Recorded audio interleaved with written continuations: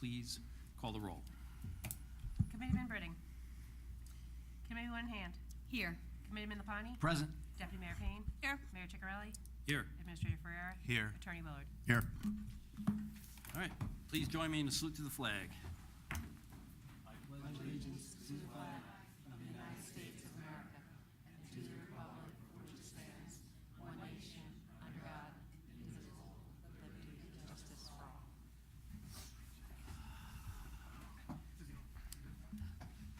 Please be advised that in accordance with Section 5 of the Open Public Meetings Act, Chapter 231 of the Public Laws of 1975, notice of this meeting was made by the posting on the bulletin board at the Hillsborough Township Municipal Complex and notifying the officially designated newspapers that this meeting would take place at the Hillsborough Township Municipal Complex at 7:30 p.m. on August 12, 2025. Executive session, if deemed necessary, to begin at 6:30.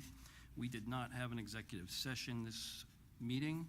So let's move on to approval of the minutes. May I have a motion and a second to approve the regular meeting minutes of June 24th, 2025? So moved. Second. Roll call? Committeewoman Hand. Yes. Committeeman Lapani. Yes. Deputy Mayor Payne. Abstain. Mayor Ciccarelli. Yes. May I have a motion and a second to approve the regular meeting minutes of July 8th, 2025? So moved. Second? Second. Oh, you got me. Roll call? Committeewoman Hand. Yes. Committeeman Lapani. Yes. Deputy Mayor Payne. Yes. Mayor Ciccarelli. Yes. So before we get into the committee reports tonight, I have some general announcements to make. First, before we came here tonight, myself, Committeewoman Hand, and Committeeman Lapani were here from cutting the ribbon for the 2025 Rotary Fair, so we're missing that to be here tonight. The annual fair is one of Hillsborough's favorite annual traditions, and the fair will be going on through Saturday the 16th with fireworks on Friday night. So please stop by and enjoy the event. Route 206, I have an update on Route 206. I spoke with the DOT today, this morning, and got an update where they are focusing on work in the Valley Road area. They've installed some sidewalks. They've removed barriers to facilitate excavation for the bridges at that Valley Road new jug handle in that area. They did some housekeeping to cut weeds as well during the past couple of weeks. And right now they are planning to work in the area at the intersection, that intersection, which is Falcon and Triangle Roads at 206 by the Promenade, after Labor Day. So it should be an eventful weekend when they do shut that intersection down. They'll work with the traffic department and the police department that will require detours. And that work, again, it'll be done over the weekend. So the one thing I did warn them about was to stay away from the restaurant week and the weekend of the 5K. So there's some progress, there's some planning, and slowly but surely. Ice cream. We had the ice cream connection with the Hillsborough Police on July 9th. Committeeman Britting and I had the pleasure of attending what is now a Hillsborough tradition, the third annual ice cream connection with the Hillsborough Police at the Ice House. Community policing events such as this enable our residents, especially the kids, to form positive relationships with our local law enforcement personnel, and the police had a great turnout, and we look forward to continuing to spend time with, they look forward to continuing to spend time with the community at more of these events, so we appreciate that from the police department. A lot went on in July, I guess. July 12th, I stopped at Abma Farms for their annual Corn Fest. And so really just to support our local farmers and our agricultural industry. I think this week, or last week was Farmers Market Week. Bought some produce, ate some grilled corn on the cob. So, keep an eye out for these markets and events that the farms throughout the town put on. Also on the 12th, I attended a softball tournament for Jack's Kids. Jack's Kids is an organization that's run through the Elks Lodge, and it helps ease financial burden on families that are dealing with serious childhood illnesses and/or serious disabilities. So it's not specific to one; it's just any family in need, and that allows the families to focus on, on wrapping their families in love and the attention that they really need. Thank to David Fritzinger for managing the connections during the day. He's one of the workers from our building department. Pizza with the mayor on the 21st. I enjoyed a slice of pizza with some special people.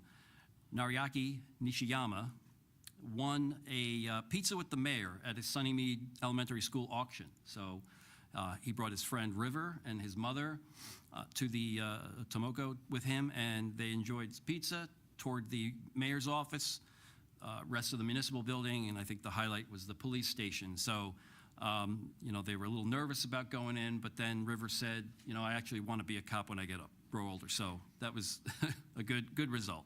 Had a good conversation in the conference room. They grilled me with some questions about, why I wanted to be mayor and what my favorite color was. So, Important questions. yeah, oh yeah, heck. So that was fun. Keeping with the school visits, on the same day, earlier that day, I had a visit to the recreation camp at Alton Road. The theme for the recreation summer camp was Dress Like the Mayor, and I couldn't pass up that opportunity to visit my lookalikes. The campers also submitted questions, so those were read off to me, and we had a great time talking about what it's like to be the mayor, favorite pets, favorite food, what I like to do at night, and that type of stuff. The counselors got in on it too. They started asking some more sophisticated questions, so we kept it at my favorite color. Ribbon cuttings. So I attended some ribbon cuttings. One was a press conference on July 13th for Danem Consulting.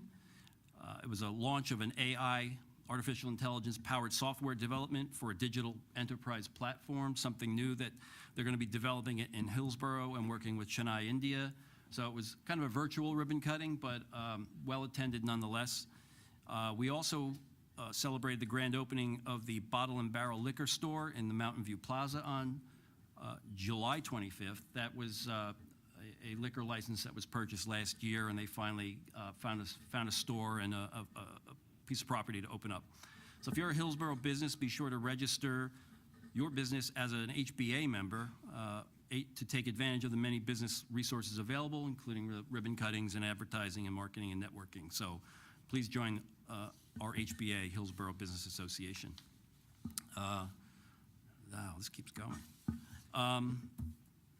Movie night, Ann Van Middlesworth Park. So on August 1st, we had an enjoyable evening at Ann Van Middlesworth Park for movie night. I met some families, took some pictures with the kids that were in attendance, and introduced that evening's feature, which was Snow White.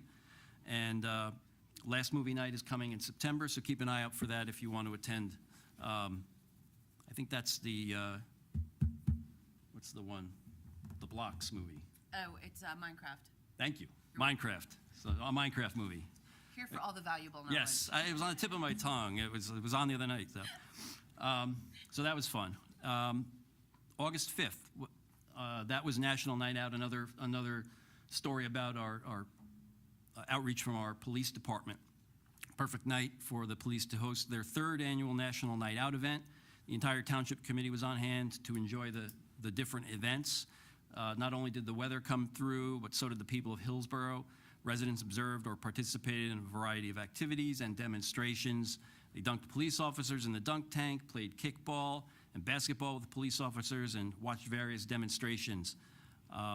They also received information from township employees and local businesses who had displays throughout the park. The police department and all of us look forward to another great event next year. It was, I think, the biggest crowd they ever had, and just, really a great night and a great event. On August 5th, I visited Rockbrook School's outing to the Impact Gym with Anthony Ferreira and our EBD director, Susanna Karras. The Rockbrook School is a school that works with special needs students of high school age. Rockbrook and Impact Gym have built a fitness program for the students to participate in. It was inspiring to see the activities that these students partake in, and we observed the work performed by the staff of the school as well as Impact Gym. I did field questions from them as well, and they had the same questions. What's your favorite color? What do you like to do at the gym? But I found out what their favorite activities were too. I think it was lava. So it was a nice morning, and the staff did a great job, and the kids were great. Lastly, there was a Purple Heart ceremony on August 7th. I was joined by Committeewoman Hand and Committeeman Lapani as we commemorated National Purple Heart Day with a ceremony at the Garden of Honor. The guest of honor was Jim Copley, Chapter 27 Commander and current Chaplain of the Military Order of the Purple Heart. So we recognized our armed forces who were injured in battle, injured or killed in battle. So it's a very moving day and a moving event. So I think that's all I have for my remarks. So let's go on to reports from the committee liaisons. And Committeeman Britting's not here. I think the secondary liaisons are going to cover his reports, and I'll toss it to Committeeman Lapani. Thank you, Mayor. Just a few from this side. The Township Committee calendar submissions, if you haven't seen it, those residents who submitted their artwork consideration for the annual Township calendar this year, the staff in the clerk's office was not only blown away by the number of submissions, but also the number of talented artists in the community, which I will attend to by looking at all the pictures. Hillsborough employees are currently voting on which pictures will be in the calendar, which is a difficult decision. Because the clerk's office receives so many beautiful works of art, they will also be putting together a presentation that includes all the submissions. The presentation will be featured in the Mayor's e-news and on television over the library entrance in the municipal building. So thank you to all those who submitted their art. The EDVDC, the HBO Awards, just says the voting is now open for the 2025 HBO Awards. Cast your vote for the top nominees across 9 exciting categories. Voting closes August 21st, so you got another week or so. Winners will be celebrated at the HBO Awards dinner on October 30th from 6 to 8 at Roycebrook Golf Club. See registration for the awards dinner on the Economic and Business Development webpage or in tomorrow's e-news. And lastly, from Human Resources, Hillsborough is hiring for a variety of positions.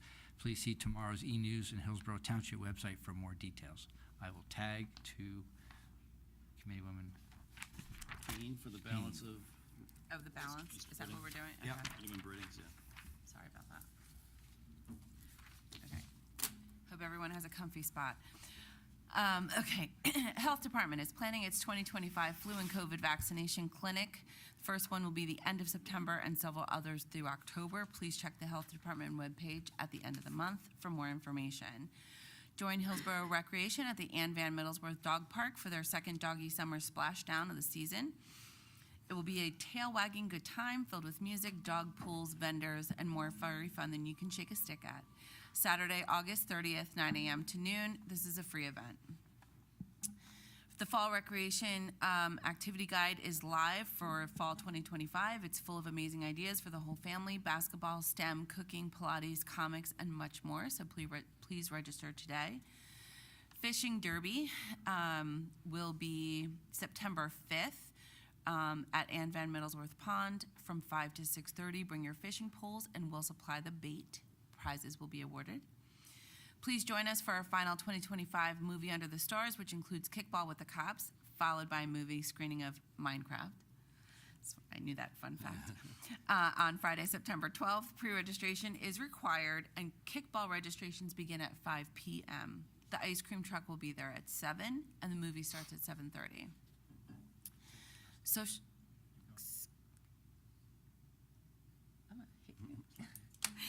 the Social Services Department extends its sincere thanks to the students participating in Hillsborough's Summer Enrichment Program for their generous donation of school supplies in support of our upcoming back-to-school distribution. They are currently accepting all types of school supply donations to help ensure local students are well prepared for a successful academic year. Social Services also invites Hillsborough residents to learn how to identify scams and what steps to take after receiving a suspected scam call, email, or text during a presentation on September 18th. The time of the event is still to be determined, so please look for it in our e-newsletter. Finally, the New Jersey Senior Olympic Games will be held on September 5th, 6th, and 7th. This is the 19th consecutive year Woodbridge Township has held this. Last year's games were tremendously successful with more than 1,500 participating senior athletes from across New Jersey. Interested seniors can find registration information on the Hillsborough Township website. Registration closes on August 22nd. Is that it? Closing for Mr. Britting? All right. Thank you. We'll move to Committeewoman Hand. All right, thank you very much, Mayor. All right, hello. So I will kick off before I get to this one. I don't know if anyone listens to podcasts. There was one on New Jersey Spotlight News.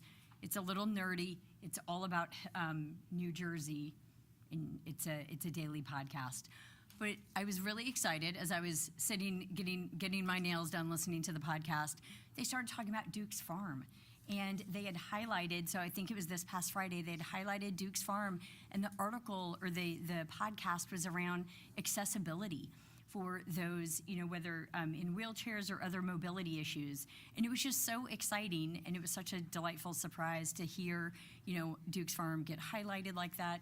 And it was just a proud moment. I think all of us in Hillsborough could feel good about, making it easier for those with mobility issues to be able to access, outside in nature. And it was a very, very nice podcast if anybody is interested. But over to the picture. So for wildlife, the Wildlife Committee met last week. It was a really interesting safety review with the gentleman from the state. Our program is now in its 21st year, and I think what was the most exciting part of the meeting is to find out that we have a stellar 100% safety record. So for all of the people who are hunting, as well as those of us that live in the community, a stellar safety record with 0 accidents, which is fabulous. This program is aimed at reducing the deer vehicular collisions as we see those quite often in our area. The program is sold out, and just a friendly reminder that if you do see a deer on the side of the road or in the roadway, please call the police non-emergency line. We have a program where that will get removed. All right, moving on to the library. So Hillsborough Library, several things. First of all, they were averaging 800 visits a day over the summer. So that is impressive. And I think the Boy Scouts, the Girl Scouts involved, I know you guys are there reading every day during the summer. I just want to say thank you for, your academic endeavors. We appreciate it. But there were about 20,000 people a month visiting our library, which is awesome. And it just shows the strong, consistent engagement of the community. There have been several retirements recently. They are actively trying to fill the positions. They're onboarding some new folks. If you know anyone interested, please reach out to Catherine DeBerry, who runs the library. There's also a new low sensory room.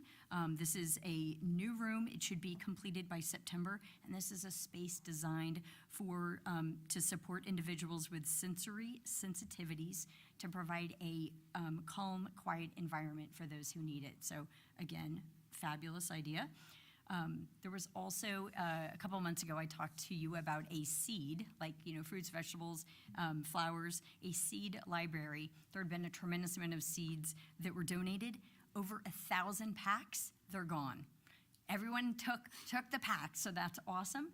They're looking for more donations. So if you're willing to donate seeds, plants, fruits, vegetables, please feel free to contribute to the library. Last but not least, in addition to our social services, which has things for personal care. The library also has a personal care pantry. It does see regular use by residents, and it provides free hygiene products to those in need. So again, they are accepting donations for personal care product. And again, social services is another resource. So thank you so much. Back to you, Mayor. Thank you, Committeewoman. Next is Committeeman Lapani. I'm back. My stuff now. The building department offers an online payment option. If you're unable to make it to office during working hours, you may request a payment link and pay online at your convenience. From the engineering department, just some talking about fencing and the requirements. The engineering department would like to inform you residential properties allow owners that allow a standard 6-foot high fence does not require permits from the township. Fences must not be installed within the road right-of-way. Utility easements, conservation easements, or site visibility easements at an intersection. If you're not sure if you're violating any of those, you can call the engineering department or planning office to figure that out. Commercial businesses properties do require a permit. installing a fence. So if you're not sure, just contact the planning, zoning, or department. Road paving updates. I'm sure you see there's a bunch of work being done because of the weather is good. All concrete HC, which are handicap ramps, have been completed on the 2025 development roads, and the contractor that was our low bidder was Stylo, milled and paved Falcon Road last week, if you haven't been on that. So now that's a complete road. There's still some concrete ramp work to be done on small portions of Bloomingdale Drive, but that should be completed by the end of the week, and paving will follow, and that is the one section of Bloomingdale down near Auten Road. Later this week, Stylo will start all the development roads with milling and paving, including repaving portions of Camden Road that Brightspeed damaged in their work. Brightspeed is paying to repave the full width of the intersection from Kilmer Drive to the seam in Camden. So it's not a patch, but a full repair on their dime. While the weather looks good, this should all happen in a timely manner. Also, speaking of Dukes, this past year we were able to secure a grant for improvement of the road of Dukes Parkway West. So that part will be going out to bid, and we plan to award that project in September so we can have the work completed in October before the winter cold arrives. So that will allow a much easier egress to Dukes. The Public Works is also preparing the 2025 Road Preservation Project, which will be scheduled to begin in the upcoming weeks. This year's preservation efforts will include a combination of chip seal, cape seal, and micro seal treatments, all aimed at extending the life of our roadways and improving surface conditions across the township. These cost-effective methods are part of a long-term repavement management strategy to maintain road quality and reduce the need for more expensive repairs in the future. Planning and coordination are underway. The residents will be notified in advance of any disruptions. The department will continue to provide updates as the project progresses. And lastly, for residents over 65 and those collecting Social Security disability benefits, please remember to complete the PAS-1 form on either online or by paper by October 31st. The PSA-1 is a new single combined application for the Senior Freeze, Anchor, and new New Jersey state programs.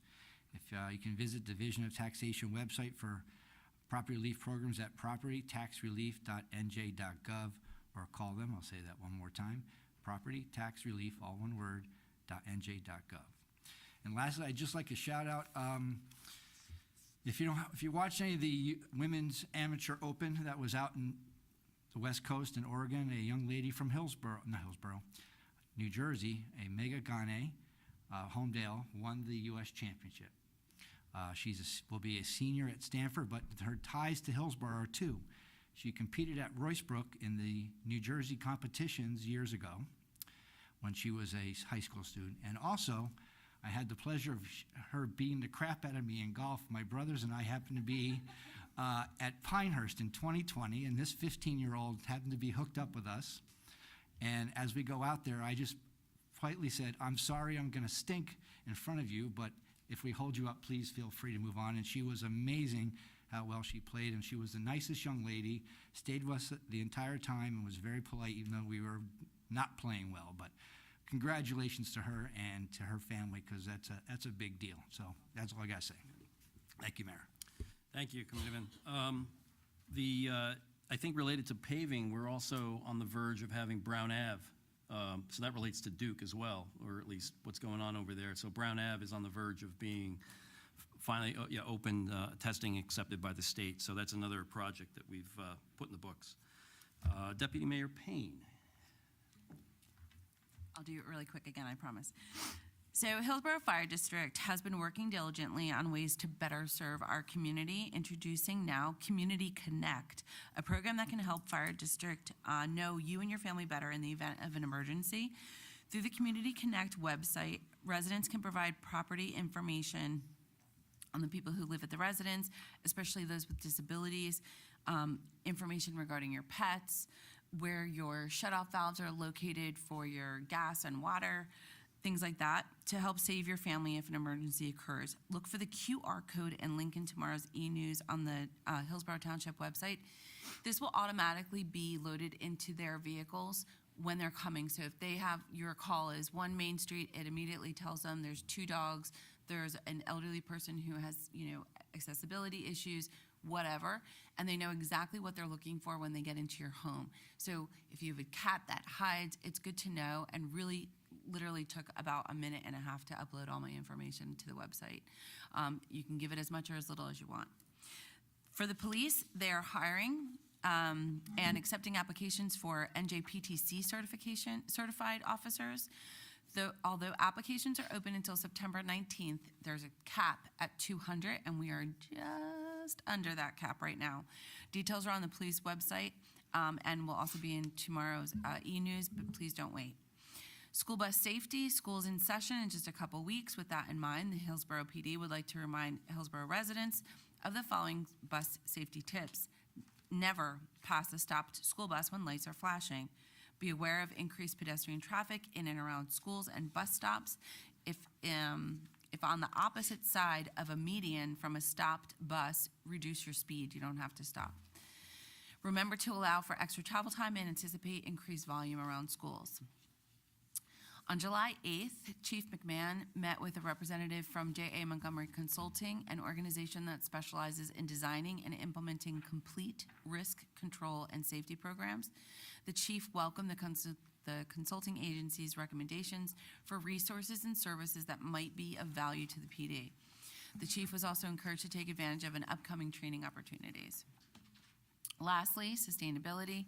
Hillsborough Steering Committee and Hillsborough Health Department will be hosting a free compost bin giveaway with an education class that's all funded through a grant.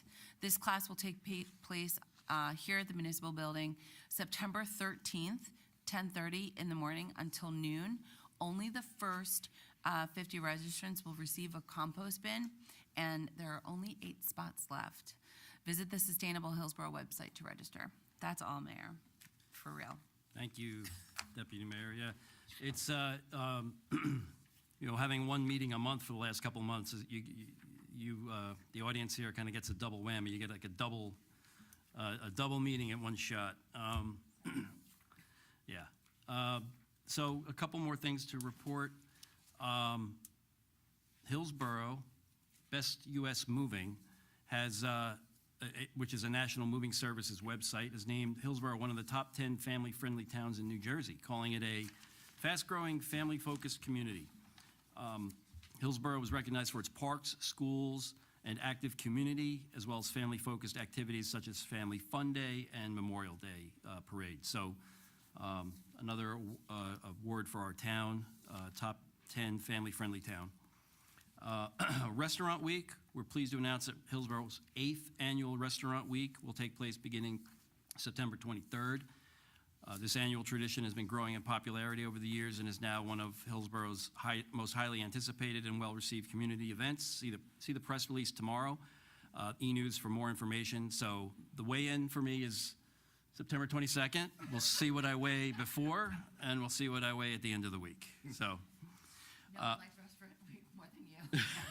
it's not a competition. It's not a competition. Our Scarecrow Festival. Hillsborough Township is thrilled to announce that the 5th anniversary Scarecrow Festival is coming up.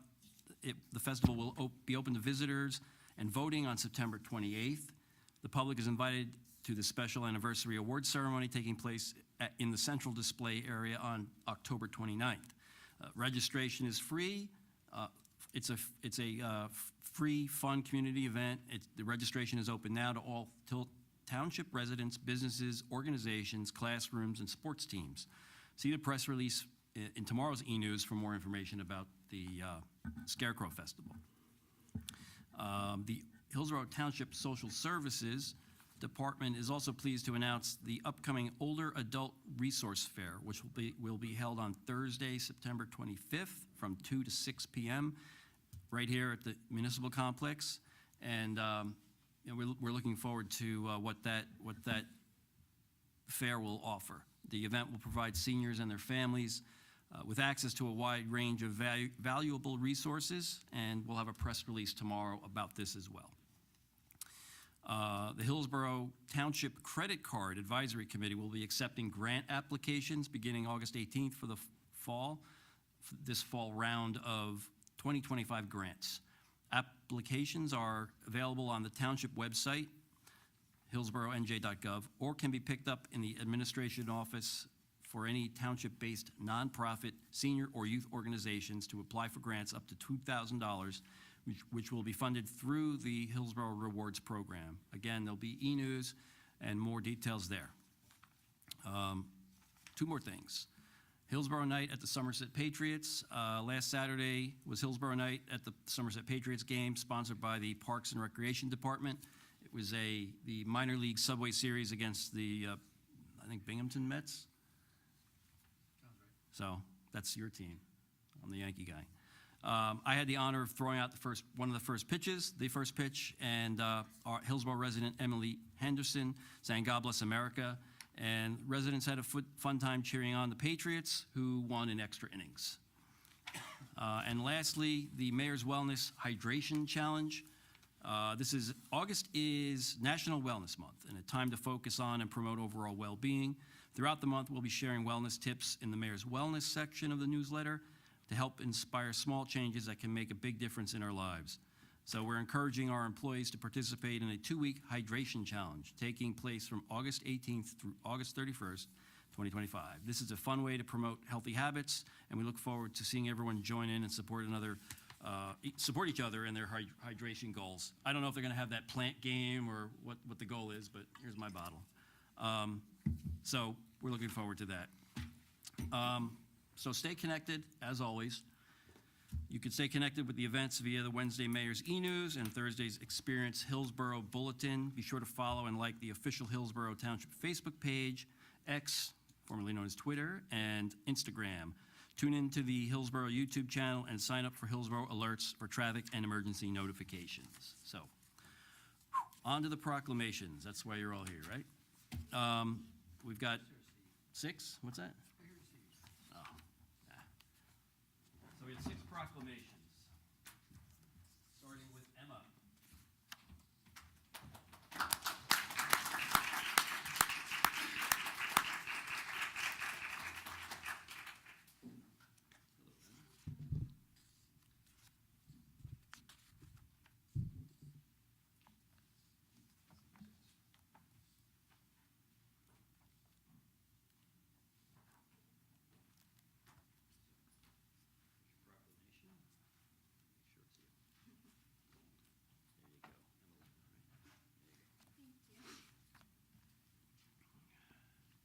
So we have Emma Lohman, a junior in Hillsborough High School and a member of Girl Scout Troop 65052. She's earned her Gold Award. So congratulations there.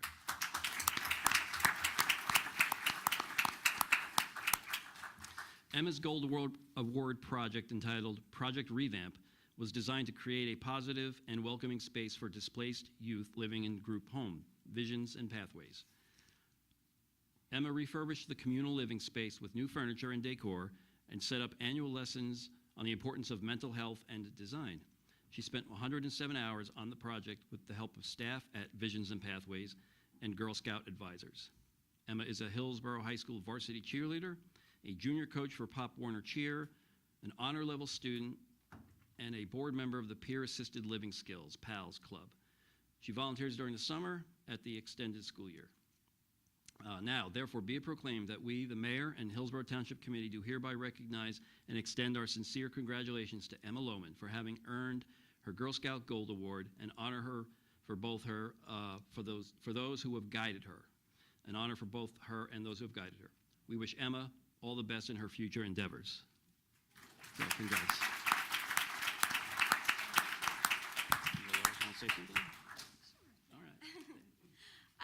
Thank you. I just want to say thank you to the mayor and the whole township committee for recognizing me for my gold award.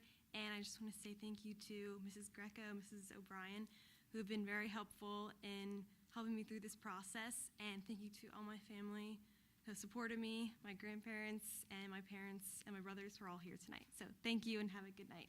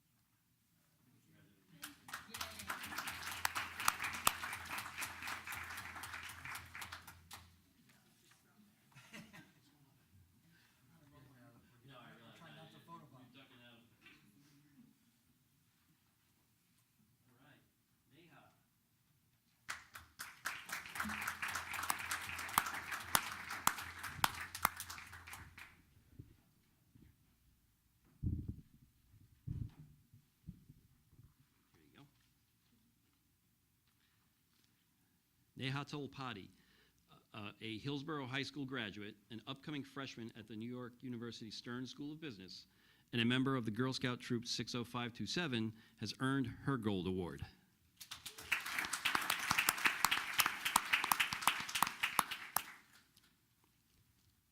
Neha's Gold Award project, entitled She Did That, expanded empowering female literature in the community by publishing her own children's book entitled Sparkles and Strength, Aditi's Fight for the Forest, and hosting community read-alouds. She collaborated with literacy teachers, professors, illustrators, and editors. The book took 85 hours to complete. Neha is a member of the Italian Honor Society, Future Business Leaders of America Club, New Look Consulting, Hillsborough Business Club, and co-captain of the Hillsborough High School volleyball team. That's great. Now, therefore, be it proclaimed that we, the Mayor and the Hillsborough Township Committee, do hereby recognize and extend our sincere congratulations to Neha Tolpati for having earned her Girl Scout Gold Award, an honor for both her and for those who have guided her. I'll get through that one time. We wish Neha all the best in her future endeavors. So congratulations. So I just want to say thank you to the mayor and the committee here for honoring me with this award. Not many Girl Scouts do pursue and achieve their Gold Award, so I think with events like these, we can inspire more girls to take on the project and make the community a better place. I also want to thank my troop leaders, Miss Jen and Miss Rosa, for encouraging me to get here, and also my mom, who kept inspiring me to finally achieve my award, and my dad for being here to support me. So thank you.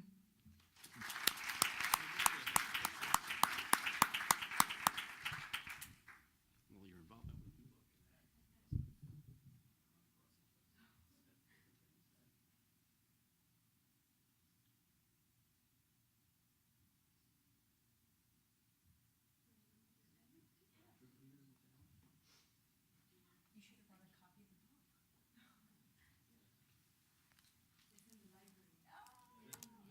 Another reason to visit the library, people. Read Neha's book.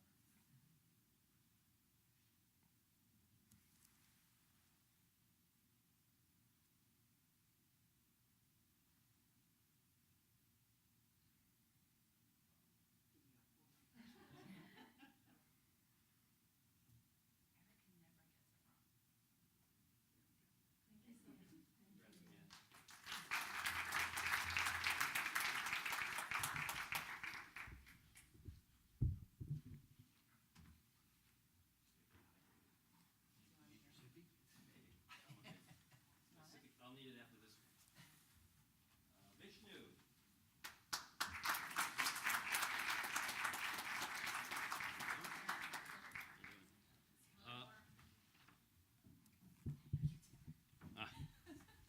All right, thanks for the assist. So it's Vishnu.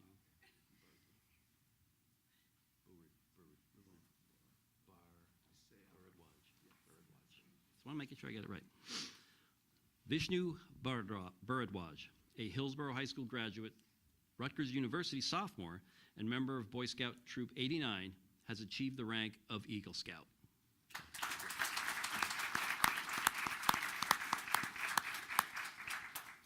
Vishnu's Eagle Scout project consisted of a landscaping and beautification project for Chimaya Ramdut, an Indian cultural and spiritual organization. Vishnu constructed a garden watered by a Bluetooth-controlled drip irrigation system, leveled the area, and laid stone pavers around the perimeter, laid weed fabric, installed a drip irrigation system, and planted a variety of shrubs and flowers and mulched. The project took 347 labor hours with the assistance of 12 scouts and 7 adult volunteers. Vishnu served as the assistant senior patrol leader, troop guide, troop instructor, webmaster, and scribe. Vishnu is on the executive board of the Rutgers University Association's Allocations Board. In high school, Vishnu was president of the Neurobiology Club, president of the Linguistics Club, and a member of the German Honor Society. Vishnu was also a U.S. Presidential Scholar candidate, a U.S. Biology Olympiad semifinalist, an NSF National Brain Bee 7th place finalist, and a National Merit Commended Scholar. Now, therefore, be it proclaim that we, the Mayor and Hillsborough Township Committee, do hereby recognize and extend our sincere congratulations to Vishnu for having achieved the rank of Eagle Scout, an honor for both himself and for those who guided him, with best wishes for a bright future. Congratulations.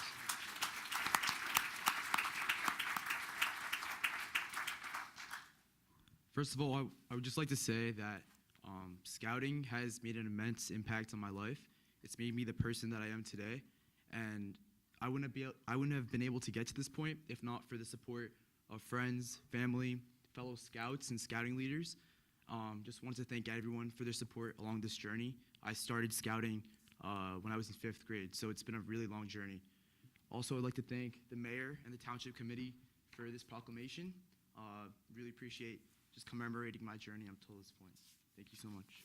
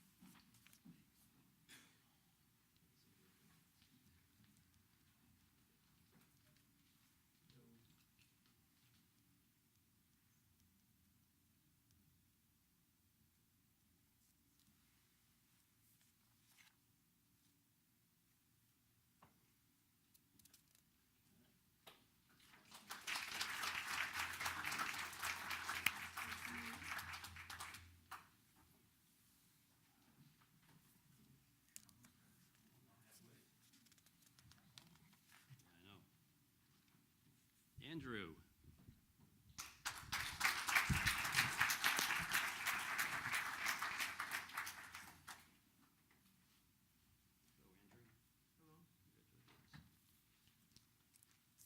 Thompson, I can say that. Yes. Okay. Andrew Thompson, Eagle Scout. Andrew Thompson, a Newmark High School graduate, Rutgers University sophomore, and member of Boy Scout Troop 89, has achieved the rank of Eagle Scout.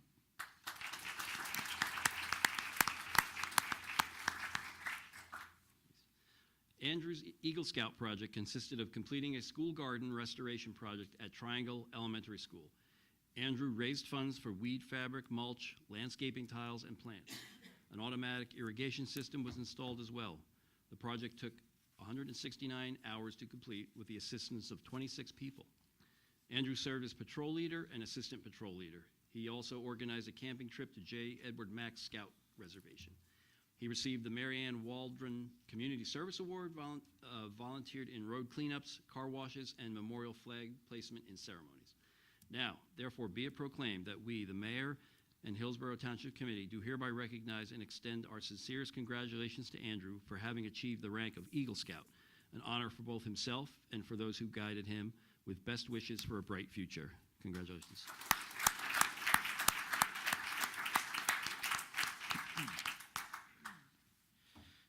Scouting has been a great part of my life.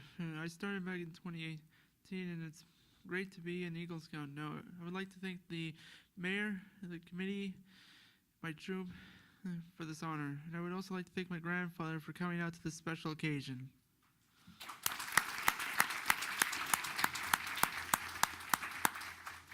Let's take that picture, then we can bring him up.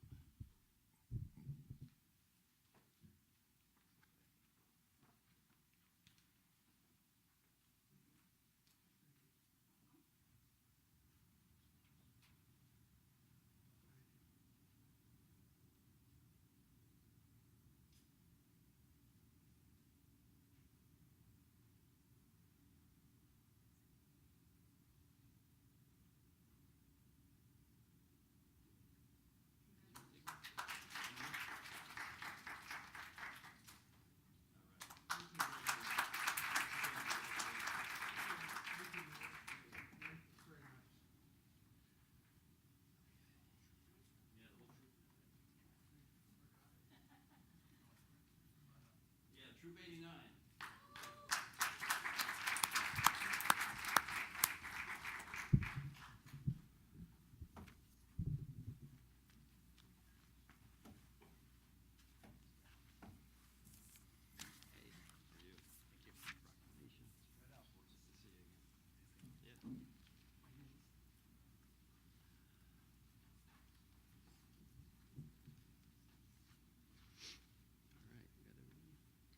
We'll get lined up for a picture later, sooner or later.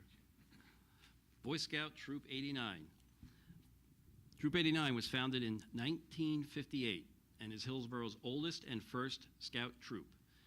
Over 135 Eagle Scouts have led projects benefiting Hillsboro's parks, schools, library, places of worship, and public spaces, creating trails, gardens, recycling facilities, trophy cases, and more.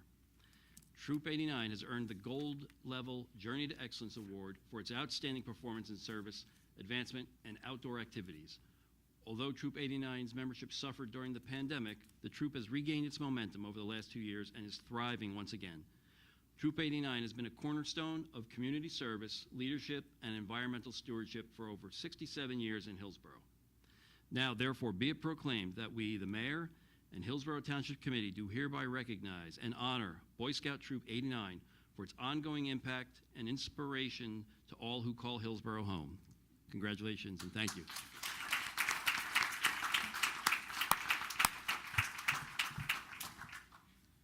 Thank you so much, Mayor and the Township Committee, for recognizing Troop 89, which has been a Hillsborough institution, integral part of Hillsborough. In fact, since 1958, we had the first Eagle Scout for Hillsborough in 1962, and we have almost 140 plus Eagle Scouts right now and counting. And we are very proud that we are able to turn young minds of Hillsborough into model citizens and integral part of a society that can be truly helpful and be role models for everybody in the future. And as Mayor mentioned, we also adopted the South Branch Road here, and we do the road cleanup 4 times a year, and we have our receptacle for the flag bins outside, and we are honored to retire them gracefully. So we have wonderful activities with Troop 89, and very happy for the Mayor and the Township Committee for their extended support, and we can continue making impact in society. Thank you.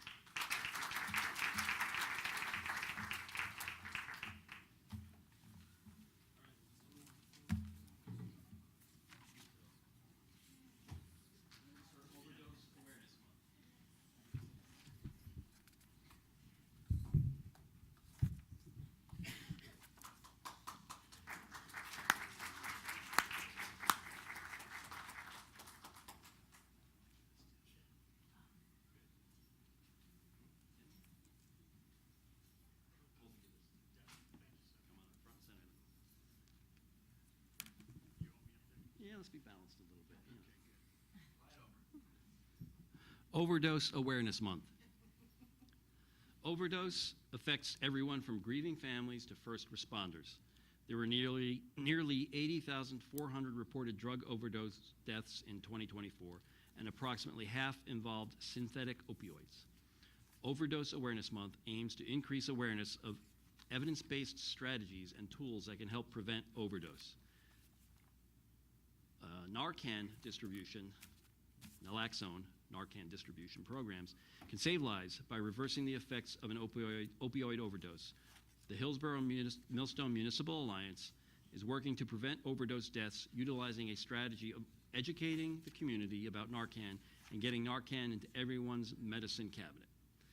The Municipal Alliance has made Narcan available to all Hillsborough residents by installing and maintaining a Narcan distribution box in the municipal building. The Narcan is free of charge to anyone in need and has been provided by the Municipal Alliance utilizing opioid settlement money.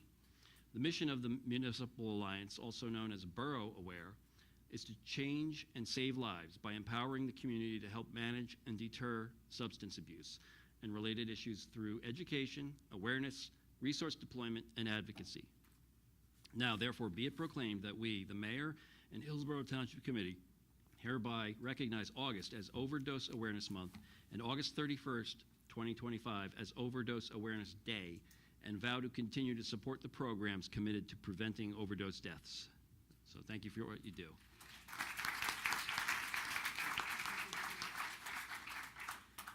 Our thanks to the mayor and the Township Committee for recognizing this special month.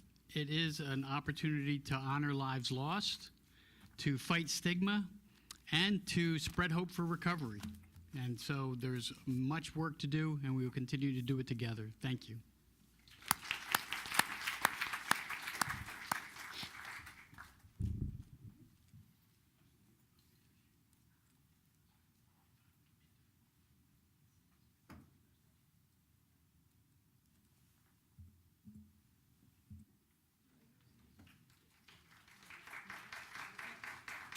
And now, don't go anywhere, Minda. You have a presentation to give, right? Yes. All right, we're going to have a presentation from Borough Aware.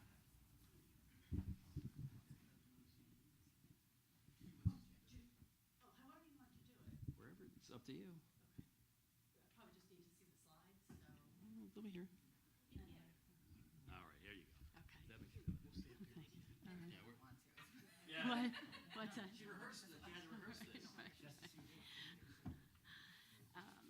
So, all right, and Sarah, you'll do the slides. Okay. So, thank you for the proclamation, and thank you for the time tonight to go through this. This is our annual opioid settlement update. We did this last year, and this is our chance again to kind of regroup and talk about the settlement money that we as a township have received. I'll kind of go through the first two slides quickly, but because we talked about this last year, but basically the opioid crisis has hit us hard, here in Hillsborough and also in the state. Thanks to Anthony, we applied for opioid settlements, and 7 settlements so far have started to come into the township.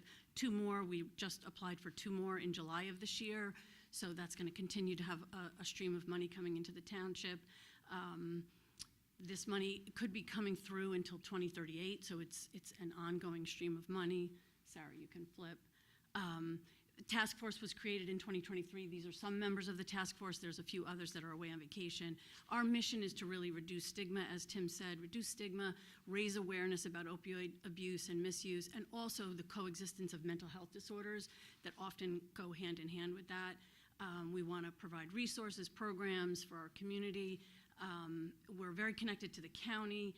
We participate in county networking sessions so that we're staying on par with what they're doing, and also adhere to our annual reporting requirements that we're required to do.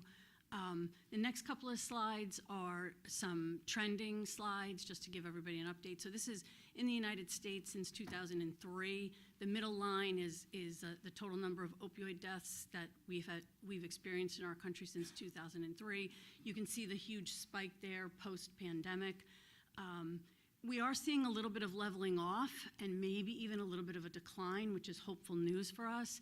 Sarah, the next slide is opioid deaths in New Jersey since 2012. You can see there we kind of peaked out in 2022. That's over 3,000 people that we lost that year in our state. And we have seen a decline here in New Jersey to under 3,000. So again, that's the first time we've seen a decline in over a decade. Sarah, the next slide is opioid deaths in New Jersey by age. This is something that we really wanted to dig into a little bit. We often think about opioid addiction as being a problem with our young people and our youth. But in fact, this slide shows us that we need to also be aware that the green line is people who are 55 and older, and that line has spiked. It's doubled in the last few years. So that tells us that opioid addiction not only affects our young people, it affects all age groups. It knows no barriers to socioeconomic, race, income, age, and so we need to keep that in mind as we think about how we're spending this money. Sarah, the next slide. So we wanted to just also highlight that We as a township are getting opioid settlement money, but also the county and the state is getting money. So they're doing sort of high-level things at the state. They're focusing on those 4 buckets on the bottom: housing, harm reduction services, treatment services, and also wraparound services, things like legal and transportation that maybe people need. Sarah, the next slide. So what are we doing in Hillsborough? What have we done to date in Hillsborough so far with this settlement money that we received? We've focused a lot of it on prevention education in our school district, in our community, raising awareness with our students, with our parents, with our community members. Character education programs are so important. So paying stipends to some advisors mostly within the school district, helping our students to be connected in our community and have positive adult role models in their lives. And we also, we've supported Project Graduation, which is, a really good beneficial program for our graduating seniors. We also support the Hillsborough Police Department with some of their community policing initiatives, as well as things like purchasing supplies for the DARE program, which is a good prevention education program. Also want to raise awareness and reduce stigma in our community, as we talked about in the proclamation. Getting Narcan out.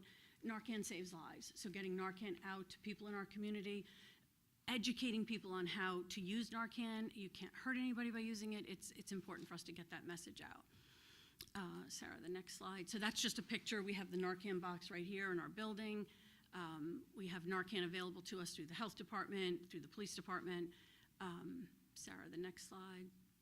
So a couple of new ideas that we've been talking about. The first one is a community recovery champion.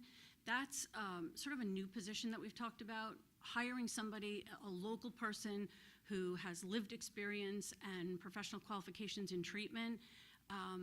This person could support members of our community, helping people, individuals, but also families, navigate treatment, navigating recovery, maybe housing needs, sober living, employment resources, and so forth. So, utilizing some of this opioid money to pay somebody a stipend to help our community would be a really great resource for us to have. Supporting the ARRIVE program, supporting the ARRIVE program with the Hillsborough Police Department.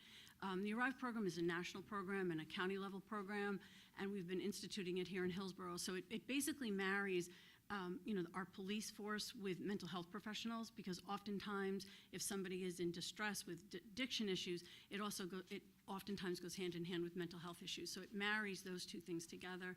So it would be really, really helpful to us as a community to have that. So we've written a proposal with the help of Carly in our police department that is going to be forwarded on for your review to kind of further that program specifically here in Hillsborough. Opioid awareness training for our police department and our fire department personnel would be helpful to them. And the last bullet point there is really sort of getting the messaging out at a meeting like this. We are open to ideas from anybody in the community. If you have ideas about how this money should be spent, we welcome those ideas. I'll talk about that on the last slide. And the next slide, a couple of upcoming events. As we talked about, Overdose Awareness Day, August 31st. And then Save a Life Day is a countywide initiative, really a nationwide initiative on September 25th, raising awareness, reducing stigma, and getting Narcan out into people's hands. There'll be multiple locations throughout the county. There will be an event here at the municipal building where you can get free Narcan and information about it. And then Narcan trainings, like we will do a Narcan training anytime anybody needs that. If you're connected to a community organization, maybe a house of worship or something where you feel like that could benefit any group that you're involved with, reach out to us. We're happy to help navigate that and get that training to anybody who needs it. Next slide. So again, call to action. If you have any thoughts about this, if you have any ideas, if you have things you want to share, there are 2 open public meetings that you are always welcome to attend: the Municipal Alliance meeting and the Youth Services Committee meeting. Municipal Alliance meets in the mornings on Fridays, the second Friday of the month, and the Youth Services Commission, if evening time works better for you, they meet in the evening on the 3rd Monday of the month. They are open public meetings. We welcome any comments from our township, any thoughts that you might have.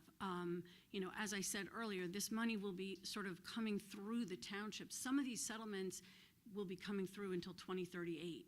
So this is like an ongoing thing, and we welcome any input or any thoughts that you may have. Thank you to the Township Committee. Thank you to the Mayor, as always, for your support of the programs that we do and the initiatives that we do. We want to make Hillsborough be the best community that it can be, and we want our residents to know that there's resources available, we're reducing stigma, and we're here to help if anybody needs help. So thank you so much for your time.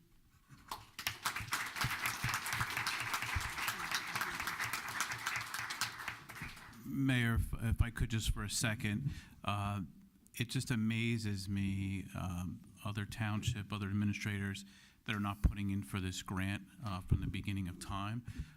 Hillsborough, not shocking, a leader once again. This is a small but mighty team that I know comes out here a couple times a year but doesn't get the recognition they deserve as well for the caring and compassion they have for the town and for this initiative. So I really want to thank them because it's a small team and they do an amazing job. So I thank you for thanking me for putting the grant, but that was the easy part. You guys do all the work. Continue to search and put those grants in. Like we said, we have 2 more, but it's just an amazing opportunity for the amount of time we have this money and all the ideas and the progressive ideas that you have as being a leader here in New Jersey. So thank you.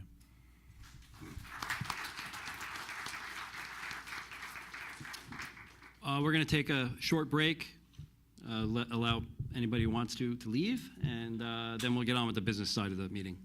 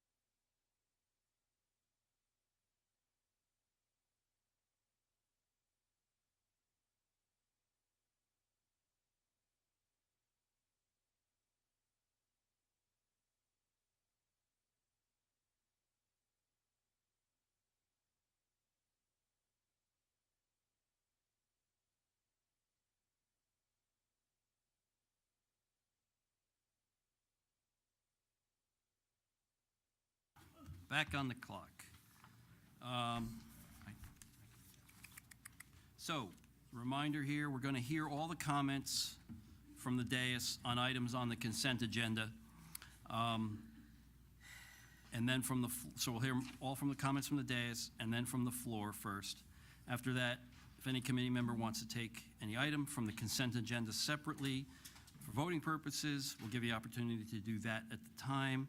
So there's no need to take line items separately for the purpose of the commenting or questioning. We'll just get them all out at the time. So with that, we have the consent agenda items 1 through 25. And I want to have comments from the dais, and I'll start with Anthony. Thank you, Mayor. Thank you for delaying the meeting 30 seconds so I can make that quick call. Want to look at items number 9, 10, 23, 24, and 25, which would be new employees. So consent agenda number 9 and 10. We'll start there with hiring of clean communities. We have a beautiful community. We need to keep it clean. So these folks are extremely important to us through our Clean Communities program, which none of the money comes out of any of the township budget. Is all part of a grant and a program. So I want to welcome Carter Harasco and Landon Harasco, and also with consent item number 24, Christopher Galisi as well for a Clean Communities position.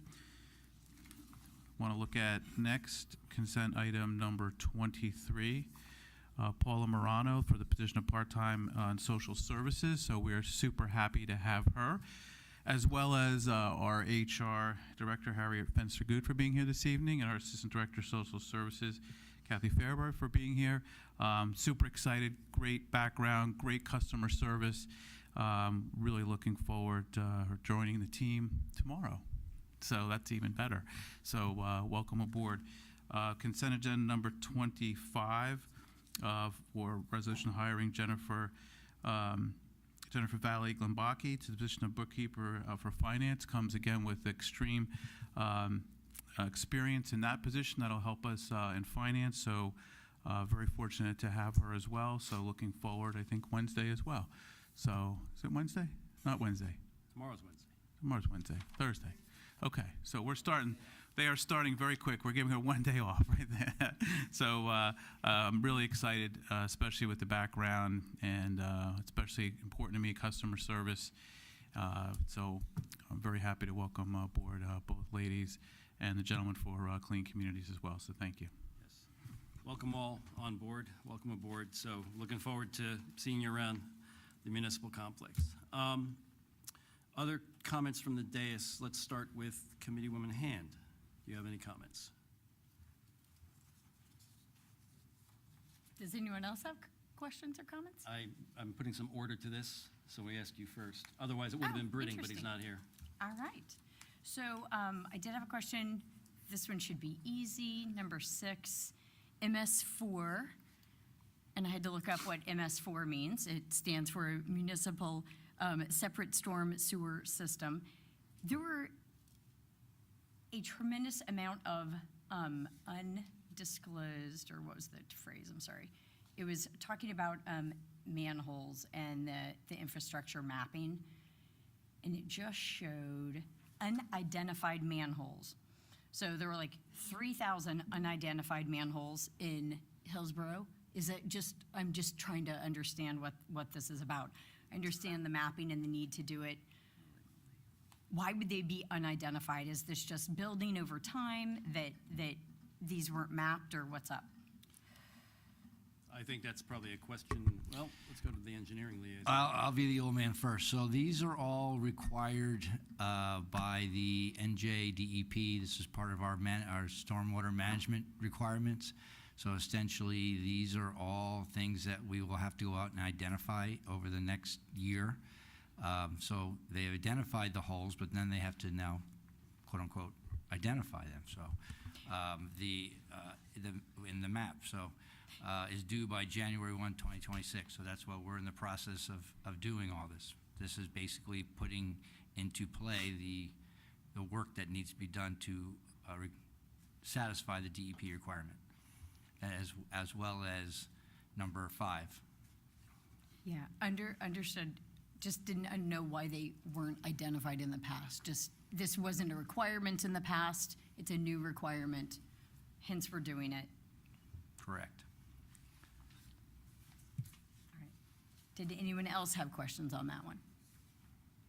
I was just going to say that 5 and 6 were basically requirements from the New Jersey DEP, and these are the things that we have to do to meet that requirement that you're asking, so. Yeah. Does anyone else have questions? Or I was making a comment on, it looked like, Which ones do you have comments on?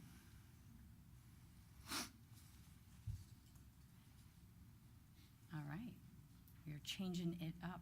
So I would make a comment that 14, 15, 16, 17, we are accepting over $500,000 from the state. So I think this was a great example of we cannot do it alone. We are a community.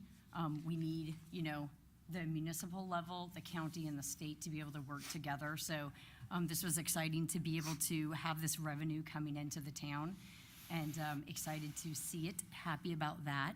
So thank you to the state for the funding. Looking at, did anyone have a question on 18? Do you? I do.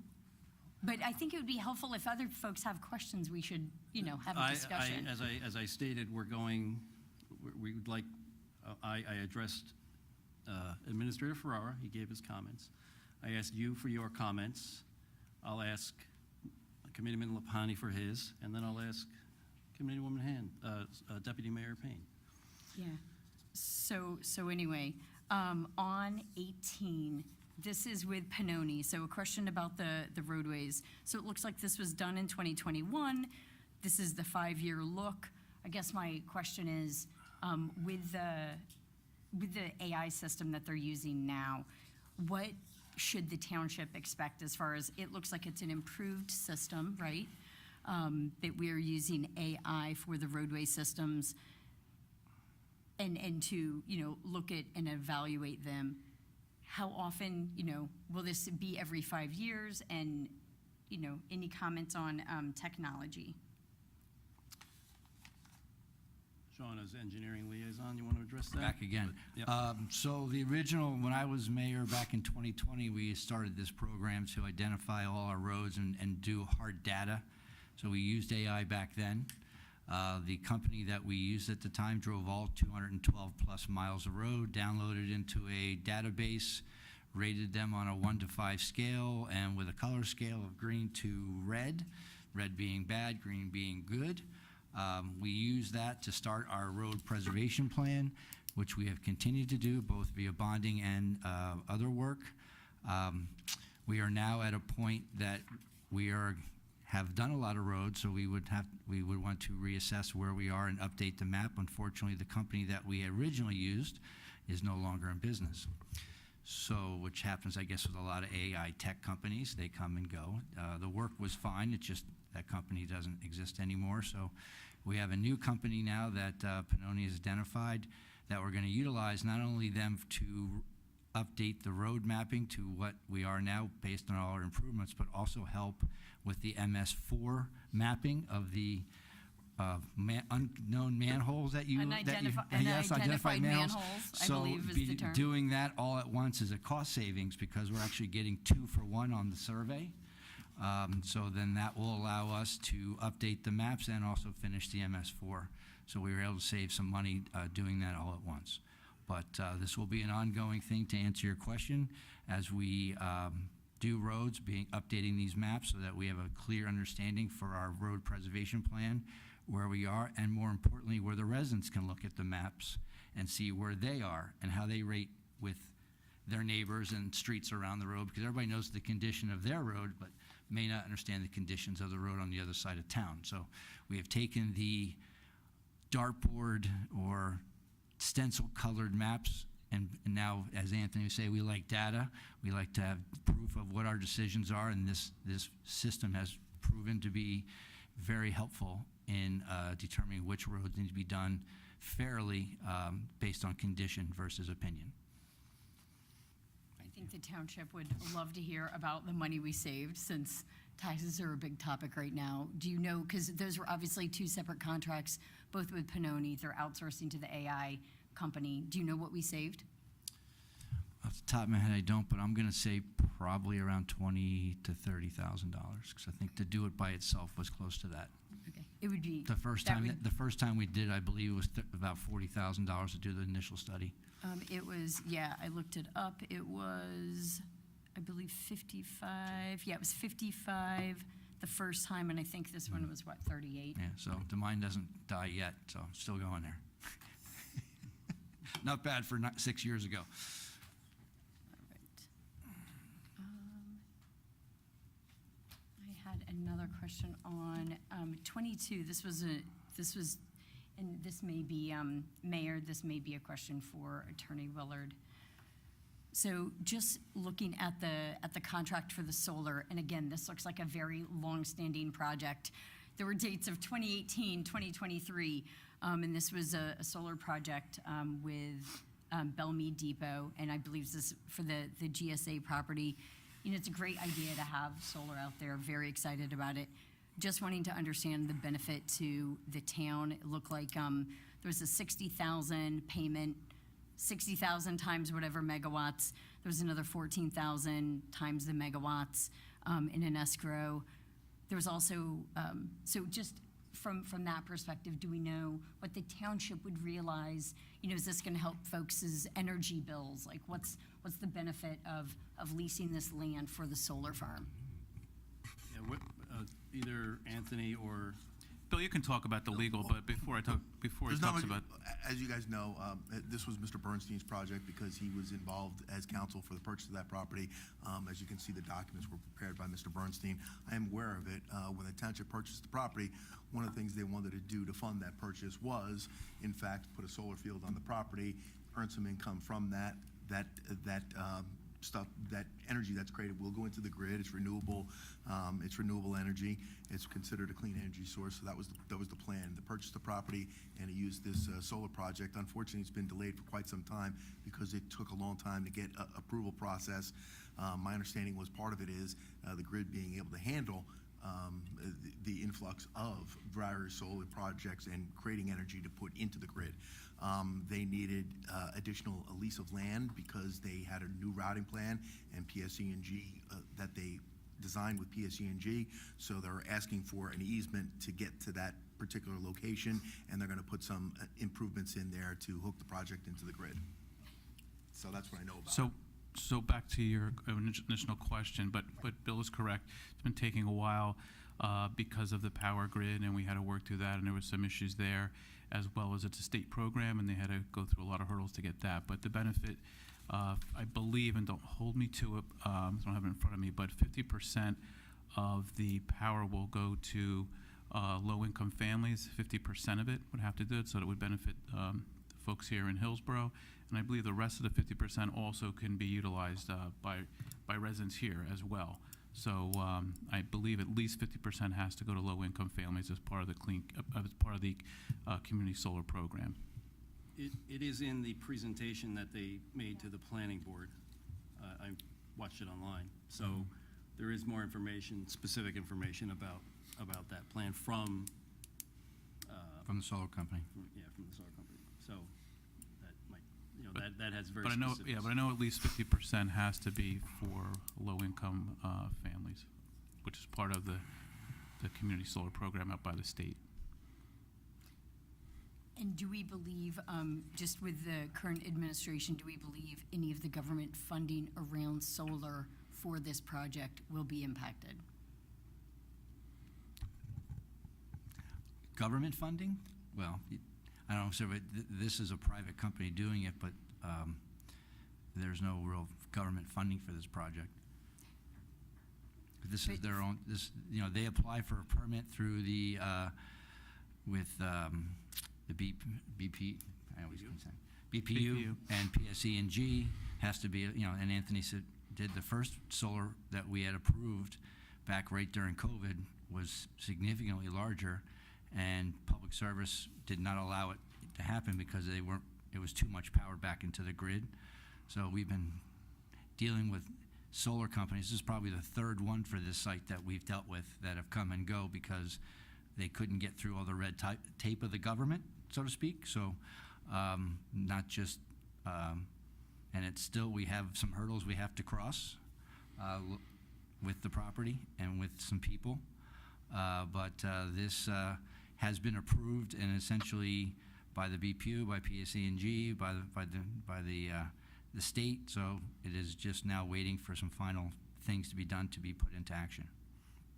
And the people would apply for the solar. So there's actually an application process to apply to get the credits for the solar once it's done. That's how it works. Yeah, it's extremely competitive, and as far as the funding, typically New Jersey and California are the number like 1 and 2 states that are actually funded. So New Jersey and California are the 2 states that lead in solar. So usually those type of funding programs continue. So can we sit up here and say it's going to be funded always? But typically, New Jersey and California are the most funded and have the most solar programs in the United States. Those 2. Thank you. That's all. Are those all comments? Those are my questions. Comments? Committeeman Lahani, do you have comments? Well, some of it was in conversation with Committeeman Hand, but I was just going to say, obviously, 5 and 6 are resolutions that we need to do to meet our standards. They're unfunded from the state. They are just mandates that need to happen. So, yes, we'd love to get money from the state and grants that we had to apply for the ones that Ms. Hand suggested, but they weren't necessarily given to us. We had to apply for them. But the understanding that we have to spend roughly $1 million of taxpayers' money unfunded to meet all these mapping and watershed and repair things under a very short timeline that, quite honestly, most townships are struggling with. So this is part of what we have to do to meet the first section of repairs and MSP4. We're not saying that it's a bad thing, but we're saying that the timeline that was given is very difficult, being that it's all out of pocket by the taxpayers.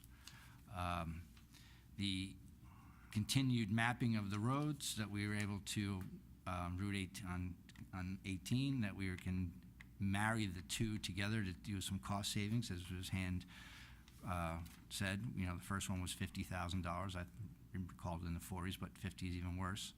But it was a very useful tool.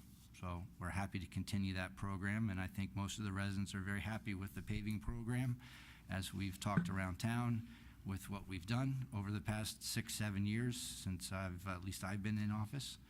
I would also like to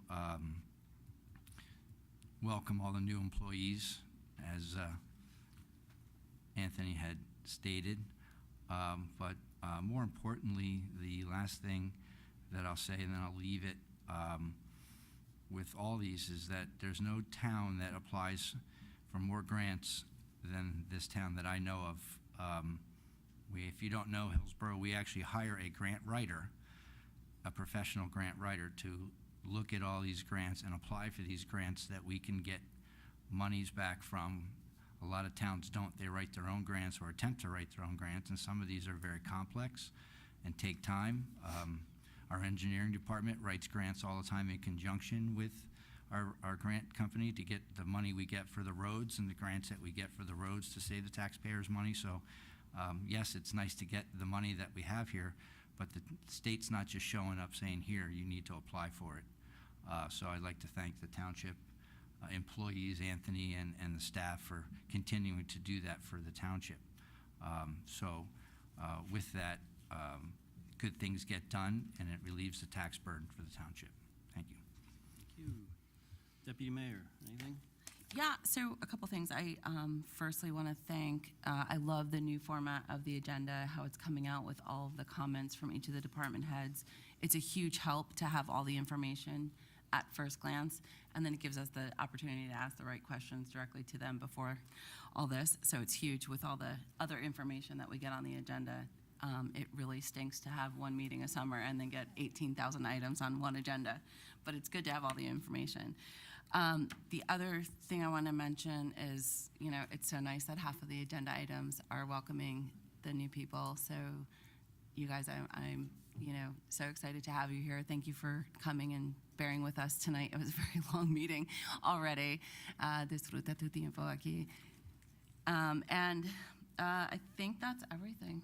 All right, thank you. I have a couple of closing things to, I guess, recognize. One is the flu vaccine clinics that we're going to be putting on in October, and one in November. So, it's not just all about paving. We do things, other things as well. So we've executed an agreement with Greenbrook Family Medicine to administer that program for us. So that's good. I do want to welcome the employees again, and look forward to working with you. And the solar farm, actually, I wish I had the presentation up, because it's going to put it's actually going to put Hillsborough on the map in New Jersey when it comes to solar, clean energy, and power. Is one of the largest municipalities in the state with this solar farm. The benefits to the residents will be, have to be worked through on the paperwork, but this will put us on the map. So we're pretty excited. I know it's been a struggle getting it through, but when it does come online, it's going to be a great thing. So if there are no more from the dais. So I do have more, and we can either discuss it now, or we can take 20 and 21 separately. How would you like to do it, Mayor? I'd like to discuss them now. Yeah, all right. So we can take 20 first. So 20, actually we'll take 21 first. So 20 is the audit that we just got from 2024.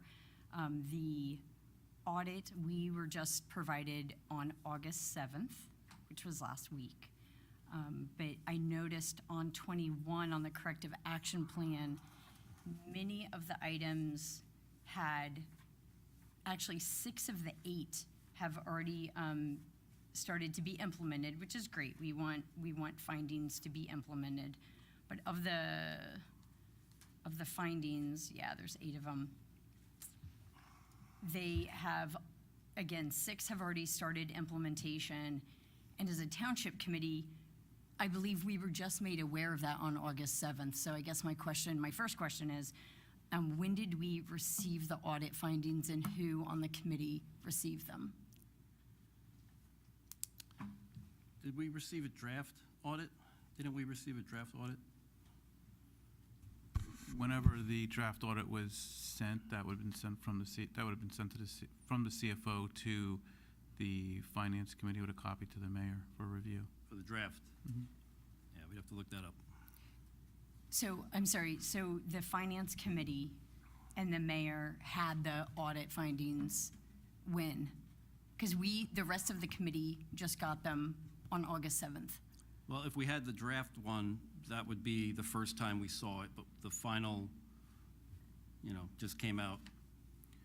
Yeah, we would have. Same time Yeah, as we you would got have it. received we would have received the final audit, which is done every year, and when we get the audit, it is looked at the CFO, and we do a corrective action plan like we do every year, and that's sent to the Finance Committee for review and copy to the mayor, and then it's submitted to the rest of the Township Committee for a Okay. meeting. Well, some of these dates are in May, so you must have had it at least in May, if not earlier. And again, it's August. So we're just Is it getting possible this. that the audit could have been done before the budget? Yeah, I don't have anything Yeah. in front of me. Right. Thank July. you. I thought had it was July. an August 7th, we got it with the findings from Christian. So I guess, Thank so you. the next question being, looking at the findings, especially like starting with number 2. Yeah, I just want to make sure that, I think we're just going right over it. So it was sent to everybody on July 18th from double check. the township clerk. I did Which- not have, which I have it is- from I'm looking at it right now. I do apologize. So August 18th. So again. No, or July. I'm sorry, No, July. So it July did go to 18th. the clerk as it should. So I had it from Christian last week. You're Right. right. We had it from Sarah in July. But again, these dates started back in May. So there were several months where a portion of the committee had that information. This was, the first time it was sent was July. No, it's If I But may. the remediation started in May. How is that possible? If I may, I can suspect, but you should ask that question to Christian if you do have a question. But during the audit process, your auditor sits down with who? Your CFO. And your auditor at that point in time has conversations with who? Your CFO. And during those conversations, certain things were probably pointed out, and then Christian took care of them at that time. The audit report's not done yet. It's not issued yet.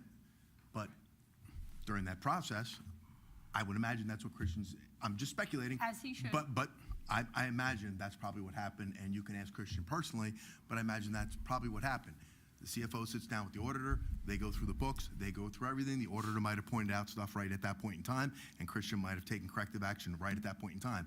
I get it, let me take care of it and put it in place. And But you can ask him. And that's good. We should absolutely be fixing. I'm very happy that Supply Clooney looked with a fine-tooth comb. It's good to have findings to make sure that we shore up any of these gaps. That being said, looking at some of the gaps. Number 2, expenditures charged in excess of amounts appropriated in the budget. Why would that ever happen? And where's the oversight? So, Mayor. Wasn't that in his corrective action report, Yeah, the cause so of it?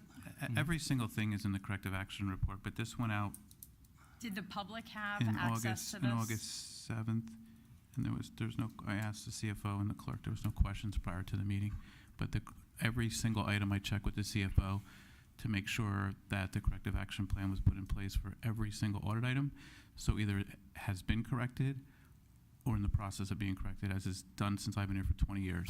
So the report went to everybody in July, the CFO put together his corrective action plan like he always does, and it went out with plenty of time last, whatever August 7th was, Wednesday. So, Administrator, Yes. the question would be why these things happen in the first place. So, yes, we have findings and a corrective action plan. Good. Why did some of these things happen? Some of these where this was like rudimentary things that weren't being done. So my question is, where's the oversight for the CFO? Is that you? Is it that the finance committee? Like, why weren't these things So this, done? you didn't have to state, this actually goes back to 2008, which was way before I was here and anyone else here on the committee. They were essentially projects that were completed in 2008 and 2009 that were paid with monies that were available on a unused balance sheet, as I understand. So they just kind of took, we had budgeted X number here, we only used Y. We had money left, so they moved it over here. And what they should have done back in 2008 was close it out, put it back into the general funds, and move it over. Didn't happen. Why it didn't get caught from 2008 to now, don't know. We've had several CFOs in the last year and a half, but in essence, that's what happened. It was before we were here, and there are things that they found that are corrected, and the correction action plan adjusts it. And the state has been here looking at these books every year. We have to submit our budget and our plan to them, so it fell through the cracks, got missed. It's $645,000. It sounds like a lot of money, but in a $35 million budget, it's not a lot, but that is one of the only ones that they found. So we have now set up a corrective action plan with the CFO to go through all these old things and make sure if they're still open to be closed and turned over. And that's where we are. So that was just one item. That was just finding 4 was from 2008. 2008 and 2009. Yep. Again, finding 2, I have asked in other meetings when we've been paying money, I've asked on resolutions what account it is coming from. Anytime we are up here, essentially writing a check with your money, it should be noted where that money is coming from and making sure that we actually have the money in an account, accounting for something, because then we wouldn't have expenditures in excess of what is appropriated. You addressed number 4, thank you, Committeeman LaPani. For 5, 6, and 7, these are recent. Number 5, bank reconciliations weren't being done, which means the checkbook was not being balanced. Why? Number 6, the Uniform Construction Code enforcement fee was not filed, yet there's something on, we have a resolution to raise the fees, but yet we didn't file or post it. And number 7, updating the fixed asset inventory wasn't done. This is anything over, purchases over $500. Now we're hiring a vendor to do this. So in addition to the CFO, in addition to paying Mr. Monzo, we're now paying a vendor to track purchases over $5,000. This also wasn't done. Again, my question is, good that we found it, good that, Christian, our CFO, who I wish, all the luck in getting this organized, who will check and monitor to make sure these things are done so that we are not here next year having the same conversation? Did you ask Mr. him? Ferrer, that would be the auditor. That's the whole process is you have an outside The auditor. audit is reactive. I am asking, guys, So this the- is like, You asked a hold on, question. You asked the Administrator, question. I will so he clarify gave my you question. The auditor's the answer. Administrator, I will The auditor's clarify. the answer. For a remediation program, this is remediation. We are fixing something that has gone wrong. There should be some sort of monitoring. There should be something checking. The audit won't happen until next year, and we won't hear about it until next summer. What will happen to make sure things are filed? Because, by the way, the user-friendly budget, I don't think is even up. Still. And we approved the budget, the budget was approved how long ago? So I think Mr. Lapani answered some of the question. We have unfortunately gone through 3 CFOs in the past year and a half, which is an excuse, it's just reality. So each one of them have found different things. I've called the auditors, and I want them in here more than once a year. I want them in here, and they've been in here since January, more than they've ever been here ever, because I'm not happy either, neither is the Finance Committee. So we've asked the auditors to come here a lot more, and they've been sitting down, and we've had more meetings this year than ever. So it's nice to see a corrective action plan, that's great. But my goal is to see no actions. Very difficult with an auditor because they're always going to find something, just like a home inspector. So yeah, they've been here a lot more now that we have another CFO and trying to go through every single thing and every line item that the past 2 or 3 CFOs said that were fine and fixed. So I know both the deputy mayor and Committeeman Lapani have been on the auditors as well, multiple calls, as the mayor has been on calls on myself to make sure that we don't go through this again and minimize the amount of corrective action plan. So, but to some of your specific questions, prior to the meeting, we really should be checking with the CFO prior, because I don't have all the answers here either. So my question is, did you call Christian to ask these questions? So that's my question, because that's the whole point of it, putting it out Thursday, so that if you had questions, you could ask the people that in our staff who work for us and prepare all these things, to give them the opportunity to say why and what has happened, instead of sitting up here and asking all of us in front of a crowd to try and get an answer that they can provide a much more detailed answer to you than we can. So I still think that coming up here and asking these questions, and you don't consult with our staff first to get the answers, Or accusing them that they didn't or do they the didn't do job. something right, I think is completely disingenuous. And quite honestly, I don't think the staff is really excited about it either, from what I hear. But listen, if you... Point of order. No, there's no... So this is Committeeman fact. LaPan, oh This my is goodness. fact. So if I have... Thank you for the emotional, we appreciate your feedback. But here- We are talking about the budget. help We are me- talking about your help me money. understand This if is you have- taxpayer One money. at a time, please. Help me LaPani. understand, if you have a question and I it do. belongs to our professional staff, why you don't ask them first. I want to know. So why don't what- answer my why- question? Why don't you put me on the finance committee so that these questions get asked proactively. Why And- don't and you, the by way, how report dare came you? out and you didn't ask I them. called the finance committee and the CFO almost every week to understand my job better and understand the budget, because I didn't know it. Absolutely. So did you do that? Is the Absolutely. question. You called Christian. Okay. We just talked about Alicia. So this, first of all, this just came out, and what I am asking is, from the Finance Committee, what oversight? What I would suggest, Administrator, and I appreciate your comments a couple of minutes ago, we should be getting an update on this.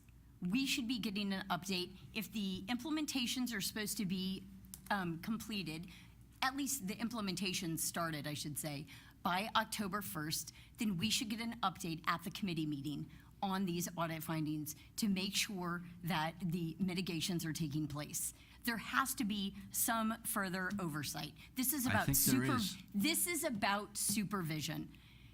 We've I'm had not disagreeing with you. rotating door of CFOs. Someone's hiring them, someone's responsible for it, someone's on the finance committee. You guys have access to information earlier than the rest of us. I got it would the same hope- time you did. July 18th was when we all got it. We all got it same time. Okay. So there's nothing new Then there. shame on you guys as the finance committee that you weren't talking to them earlier. Because if We were. Christian, as a new CFO, was meeting with the auditor, you would think you would be looped into those calls. So We were. But That's the still, the point. corrective action plan was taken. Right, so you had exactly. information ahead is what I'm telling, oh my goodness. Okay. What else? I think it's perfectly reasonable to ask for updates on these things. Yeah. And that's part of the plan.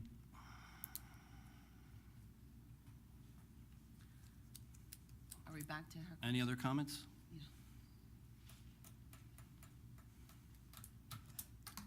Hearing none, let's go to comments from the floor.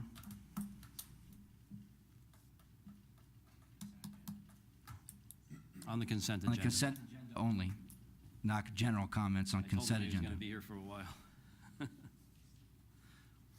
Okay. No comments on the consent agenda from the floor? Please come up.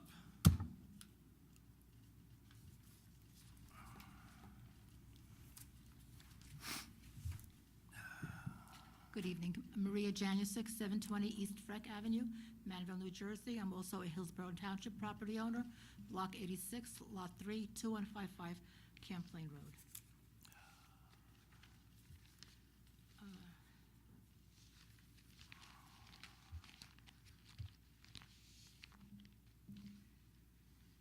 Consent number 1, resolution authorizing increase in the current township bid and quotation thresholds.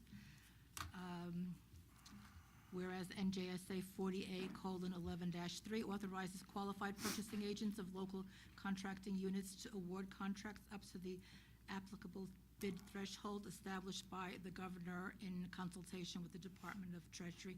Can you elaborate a little bit on that? What is being done here as far as the thresholds? What's involved here? Periodically, the governor, in consultation with the treasurer, increases the amount, the minimum threshold that municipalities have to go out to bid for contracts. So now, it used to be 44,000. Now, any contract under 53,000 does not have to go out to a public bidding process. It doesn't have to what? Doesn't have to go out to a public bidding process. Any contract? Now they changed it from 44. The governor, in consultation with the treasurer, decided that the threshold amount should be 53,000. And we have to acknowledge it. So what you're So we have to formally acknowledge that change in the threshold. So that's what this resolution is for. Okay, so let me just, so I understand. Sure. So anything that's under 50, any position that's under 53,000 doesn't have to be put out for bid? Any contracts under $53,000 can be done by quotes. They don't have to go out to a formal preparing of specs and going out to bid. So what does that mean, quotes?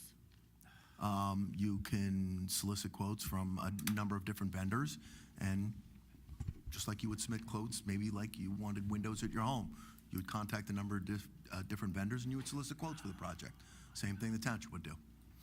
But if it's over 53,000, then they have to go out to a formal bidding process. Okay, all right, thank you. As a habit, we usually look out for 3 quotes. To do what?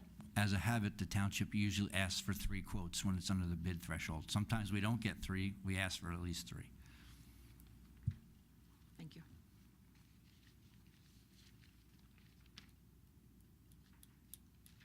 Okay.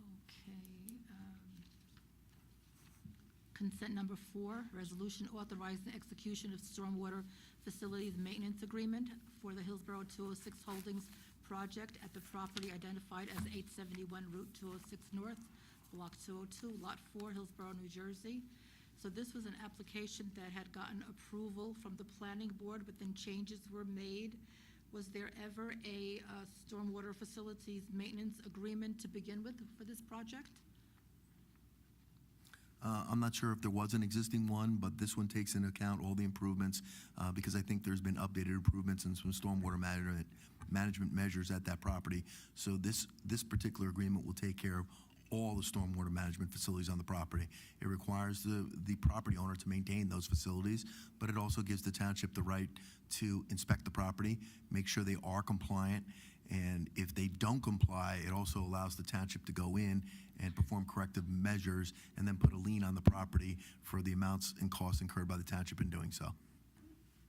Is there a copy available of this stormwater facilities maintenance agreement for this 206 Holdings? Yes, ma'am. Thank you. Okay, there were, some were already answered. Consent number 17, resolution requesting approval of items of revenue and appropriation. And this particular one is for Champlain Road Truck Safety Grant in the amount of $375,000. What does this mean? This $375,000 was approved in the budget, and then another $375,000 was given by the state. How does this work? You want to talk about the grant? I mean, so we didn't spend anything yet. Right, well, the grant itself, I don't know what other projects you got planned for Campaign Road. This just pertains to the township applied for and received an NJDOT grant for $375,000 pertaining to Campaign Road. So therefore, those grant funds would have to be used for that road and any projects related to that road. So this money given by the state is specific for this? That's Yeah. correct. It is, I can tell you specifically, we're looking for to do a study for a traffic light at Champlain Road and Sunnymead. This $375,000 is for a study? We have to. It's do- part- it's as under- part it's of- as under part it. of it is to do, we applied for the grant to put a traffic light there, and part of it is we have to have Pinoni do the study, and then we also had, so we got the grant, so now we have to apply, you put it into our books and do our whatever we call that, matching funds. But strictly what we're looking to do here is because it is a highly trafficked road, to put a traffic light that we identified at Champlain Road and Sunnymead, is what the end game of the project is. Was there anything previously submitted by the governing body in regard to doing anything with Champlain Road? No, we applied for the grant first. Quite honestly, we weren't sure if we could even qualify for it, so it came in pleasantly surprised, so now we need to move forward with it. So the idea is to put a traffic light by Sunnymead and Champlain? There have been several really bad accidents there in just recent months even. She should know, she lives. I know. Mm-hmm. Just saying. Okay. Consent number 22, resolution authorizing execution of First Amendment to Land Sublease Agreement and Easement Agreement with Belmead Depot Solar LLC. I'm not seeing a resolution number. What's being shown is consent number 22, and then on everything on the left upper corner, it shows a resolution number, but this doesn't show a resolution number. Is there a resolution number for this? I'm sorry, what? We'll make sure to add it. Thank you. Okay, all right, because it's saying here by a resolution number 342-2023, so there had been a resolution in '23, but it's not showing a resolution Yeah, no, number now. I'll take a look at that, thank you.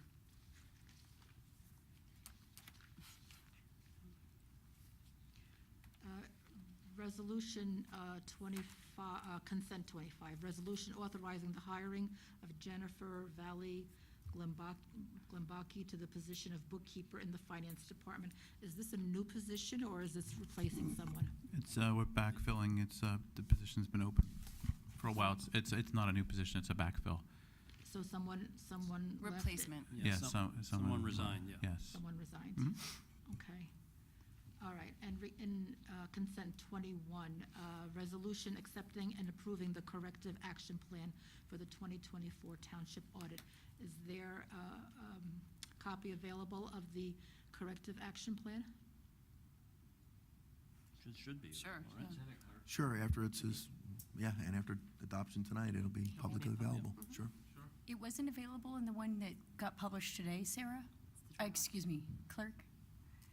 I can take a look, and if it's not, we can make it public, so. It should be in the draft. You thought it was public? Okay, so I'm sorry, what is the answer to that? Yes, it will be. We'll get it. There will be, Yeah. that will be available to the public? Yes. Correct. Absolutely. Okay. All right, I think that's it. Thank you very much. Thank you. Any other comments from the floor on the consent agenda items? Seeing none. Would anyone like to take any of the consent agenda items separately? Anybody? Hearing none, may I have a motion? Motion to approve. And a second, consent agenda items 1 through 25. Second. All right. Roll call, please. Committeewoman Hand, Yes. Committeeman Lapani. Yes. Deputy Mayor Payne, Yes. Mayor Chicarelli. Yes. All right. On to public hearings. Public hearing 2025-09, ordinance authorizing a special emergency appropriation in the amount of $350,000 for the payment of contractually required severance liabilities resulting from the retirement or termination of employees in and by the Township of Hillsborough in the County of Somerset, New Jersey.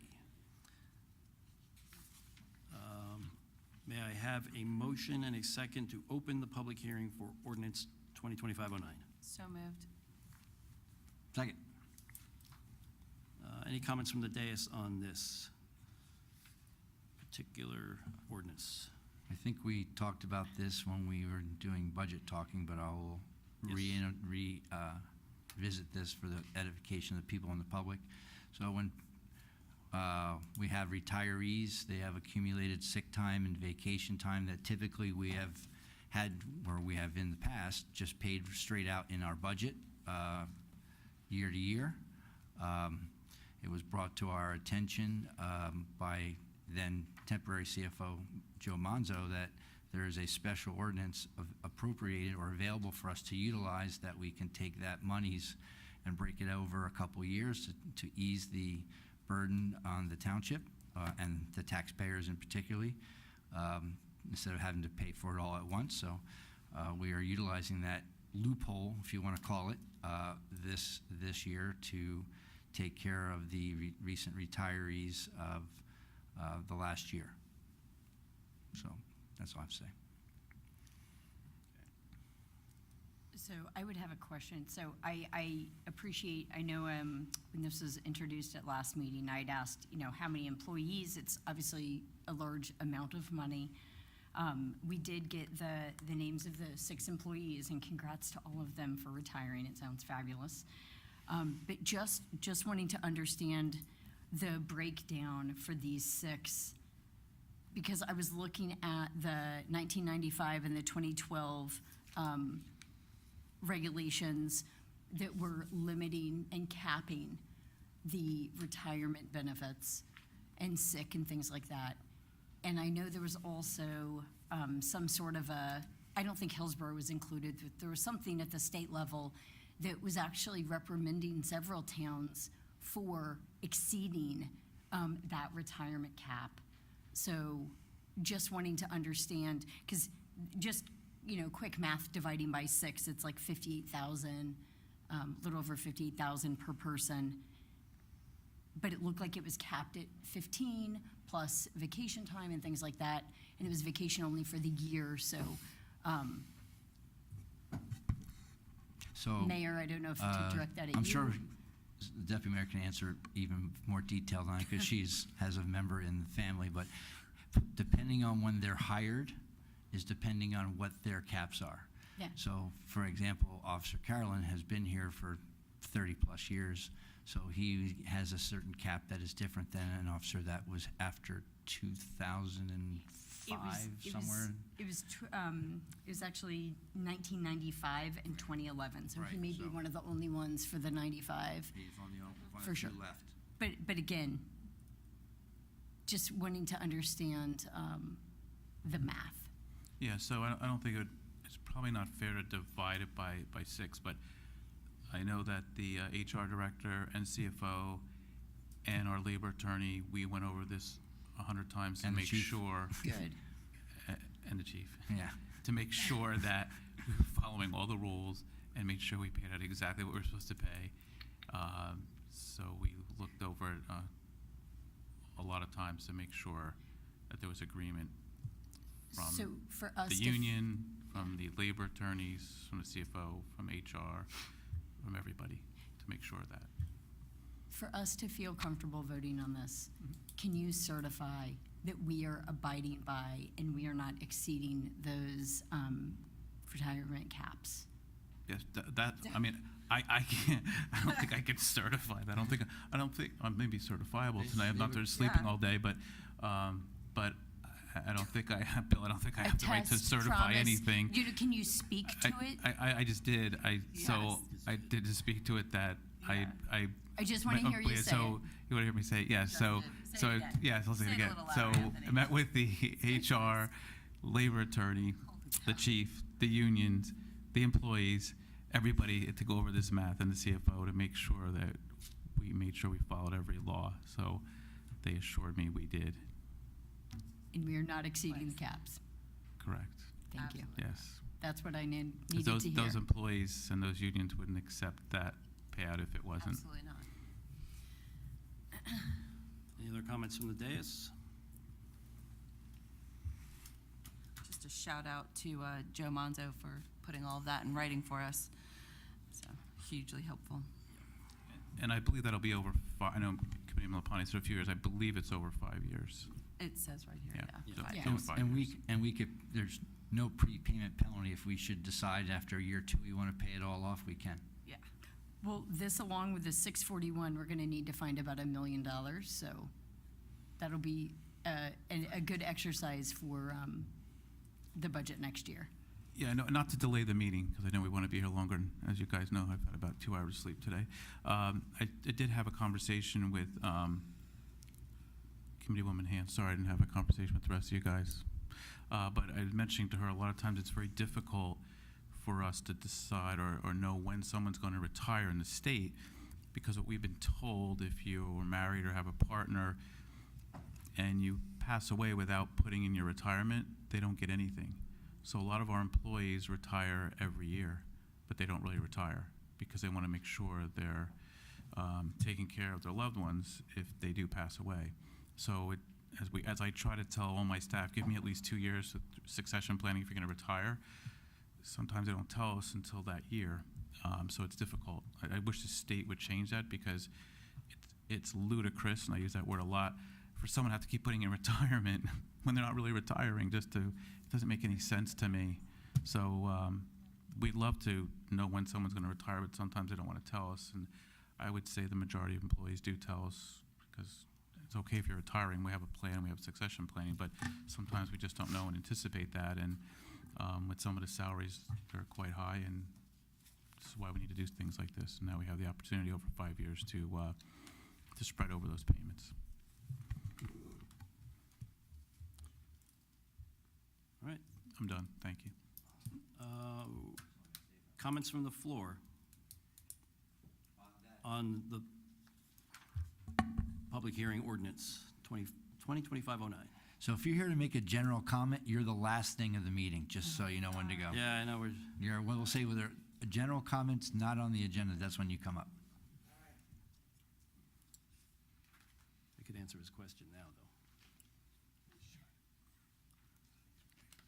though. Maria Janusik. So this first of all, it says this is a special emergency appropriation. So where does this emergency $350,000 come from in the budget? It's actually outside the budget, right? I believe it's outside the budget. So It's that was my outside the comment, is budget. the 641 that we just talked about that was in the audit finding plus this 350 is $1 million outside the budget. Well, so, not Not truly, really. but anyway, yeah. So this is outside the budget. It's still paid by taxes, but And Yep. this $350,000, this is earmarked for six people? 5. I'm Sorry, six- 5 Six years, and- 6 5 years, people, 6 yes. There were 6 people. Yes. Is there going to be any information given as to how that was That's private. apportioned to each person? No. That's a lot, so that's It's not being available. proportioned to each person. It's to cover them when and if they retire, as we just stated, right? Like, they may not be, so this is, So they did To retire, prepare. and we know, right? but we're not gonna release by person. Oh, no, absolutely not. no, it's HIPAA, that's not going to be released, the amount. I didn't hear that. The amount of each person, get what their benefit is not being released, that's private. So what types of things would this cover? When you, as far Their as retirement. payment of contractual Sick time, obligations, like overtime, what? those kinds of things. What is It it? specifically pays their payout when they retired. But what types of things are? Sick does that time? cover? Their, Overtime, Overtime? comp time, anything that they're, vacation time. Yeah. All right. So would you give some kind of a general statement showing that what types of things would be covered by, We just did. by something like this? We just did. Excuse me? We just did. any Any contractual. kind of extra time, sick, vacation, compensation, anything like that. Anything they get for severance pay. Right. Okay, but you don't have anything in writing as far as they just saying that these are things that whatever, so someone could be getting like $60,000 when they, Correct. when they. Absolutely. Some of it is state statute by law, the sick time, as Committeewoman Hannah mentioned prior, and there's deadlines in time, and also through contracts. But for the most part, it's sick time, which is capped, and it's also vacation time, which is not. So vacation time's not capped, it's 1 for 1, and sick time is built up to 15,000, I think now, or something like that. And that's not our law, that's a state law. So this is mainly, what you're seeing in there is vacation time or sick time. And so people would generally not be taking vacation money every year, it could be accruing? Could be. Correct. It depends, but since I came on board, and I can tell you before I came on board, people never took vacation time. People had hundreds and hundreds of vacation days. Yes, it's amazing to me too. People should go on vacation, but I've now capped it for all the management team for 30 days, and depending on the union, most are 10 days. So I put a kibosh on hundreds and hundreds of vacation days. So the most anybody can carry over is 30 since I've been administrator, and in most of the unions, it's 10 days. Okay, so that's vacation, and then what were the other things? It's mainly Sick- vacation, sick days. I would leave it at that for the most time. There's, as the deputy mayor mentioned, there's some comp time, but the majority, it's really sick time and vacation. And so like how much sick time does an employee, It is an depends on employee the entitled to? employee. Well, they can accrue as many days as they want, but there's a cap. So it doesn't matter. You can have hundreds of Now sick there's a time. cap. There's a cap now. But it depends on what year it is, which is why it's a different breakdown. You just can't take that number, divide it into the number of the employees. I think her question was like, how many does the average person, how many vacation days they get? It how really many sick varies days? because some people Yeah. are before the cap. If you want, I just looked on a publicly available site, the contract is actually up. So if you wanted to look at it, it is up. I just tried to Google it. And Maria, it really varies. Some of my employees use all their vacation by July. Some don't. It just depends. There's not even an average. I'd love to tell you the average, but there's not really an average. It just depends on the person. I encourage everyone to take vacation. It's needed. All right, thank you. All right. Motion to close. We have a adopt. motion and a second to Second. close and adopt ordinance moved. 2025-09. Yeah, first and a second already. So You moved. guys really, jumping the gun there. Roll call. Committeewoman Hand. With the administrator's vote of confidence, yes. Committeeman Lapani. Yes. Deputy Mayor Payne. Yes. Mayor Chicarelli. Yes. Okay. Introduction of new ordinances. 2025-10, we're introducing this ordinance authorizing acceptance of deed of dedication of 0.29 acres of land and 0.056 acres of land for Wurtsville Road right-of-way for Hillsborough Township, Somerset County, New Jersey, further consideration and public hearing on September 9th, 2025. May I have a motion and a second to introduce the ordinance? Second. Roll call. Committeewoman Hand. Yes. Committeeman Lapani. Yes. Deputy Mayor Payne. Yes. Mayor Chicarelli. Yes. Let's see. Ordinance 2025-11, ordinance amending Chapter 145, Construction Codes Uniform, Section 145-3, Construction Fee Schedule of the Code of the Township of Hillsborough, County of Somerset, State of New Jersey. Further consideration and public hearing September 9, 2025. May I have a motion and a second to introduce ordinance 2025-11? So moved. Second. Roll call. Committeewoman Hand.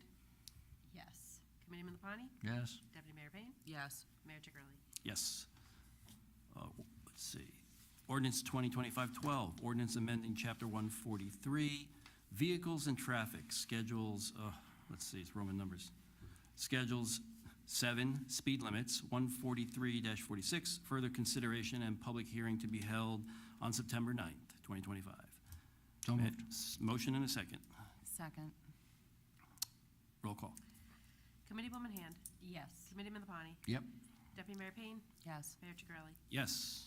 All right. Claims list. May I have a motion and a second to approve claims list 2025-13? So moved. Second. Any comments from the dais on the claims list? Hearing none. Any comments from the floor on the claims list?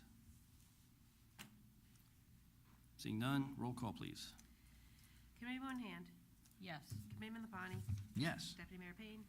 Yes. Mayor Chicarelli. Yes. No new business. Public comments for matters not on the agenda. So Ms. Brake, please read the statement regarding public comment. The Township Committee welcomes input from the public. Please state your name and address and spell your name for the record. You will be given 1 3-minute allotment for your comments. Please understand that this public forum is not structured as a question and answer session. Comments are to be addressed to the mayor. Again, please keep your comments to 3 minutes. Thank you. You're up.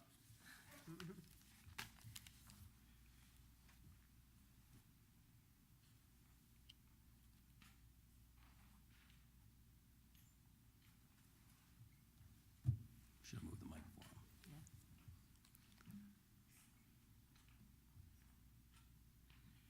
Good evening, Mayor. For the last seven months, Sorry, your name and address? my name is John Lennox. I live on Hillsborough Point and Render Boulevard. For the last 7 months, the bridge has been closed. I live in the Hillsborough Point community. I'm a disabled person who needs a scooter for long trips. I don't drive. I know it's the township's responsibility to fix the bridge Currently, I have to go on 206 to go to the shopping centers. The policeman told me that it was not safe to drive on 206. 1. What is the status of the repairs? 2. What accommodations are there to be done for people like me to access the shopping centers? 3. How much longer will I have to wait until the bridge is complete? Thank you. Thank you. If you want to sit down, I'll address that for you. So the status and how much longer, right now, the bridge is being designed. Our engineer, Pannoni, was released to do the design. And so they've done that. Sorry, I'm coming up with the dates here. Here we go. What we have now is the design process is in progress. The bid should go out to bid in the third week in August. So the design will be done, the bid package will be done, it'll go out to bid to be fabricated third week in August, and then it'll take a month or two to fabricate the bridge. So that'll be September, October, and then the construction will be in October and November. So I said, it'll be the fall when it gets installed. Part of the construction will be removing the old bridge. So that's, I think all along we felt it was going to be in the fall. It takes time. We had to get through the budget process, get the budget approved, so that we could we released Pannoni to do the design. We had plans and studies done originally that showed it was deteriorated and needed to be fixed. So we're still tracking to fall. Your second comment about accommodations, maybe Administrator Sure. Ferrara can talk about that. Would love to. So when this bridge first went out, we had sent out multiple letters to all the residents that social services not only would help them then, but consistently. So whether it's getting to the grocery stores, it's getting to doctor's appointments, it's getting to the mall. If you want, we can leave your name and number, and we'll make sure that happens. But we did send letters out to everybody in that community to make sure that we were available to take you anywhere you need to, because we have that service available to all our seniors here in town. I don't want to assume you're a senior, but we did say that anybody in that area that needed any type of transportation, we would take care of that. I'm not sure if you didn't get that letter. Yeah, I got the letter. I called social services, and they said that I have to wait until I go shopping Mondays. I had to pick up medicine. I think it was Friday, and they didn't do anything about it. Yeah, as the town's ADA director as well, just leave me your name and number again. I'll make sure we take care of that. But I'm glad you reached out, but let me make sure that gets taken care of. Yeah, I'll give you my information as well. All right, thank you. Any other comments from the floor for matters not on the agenda?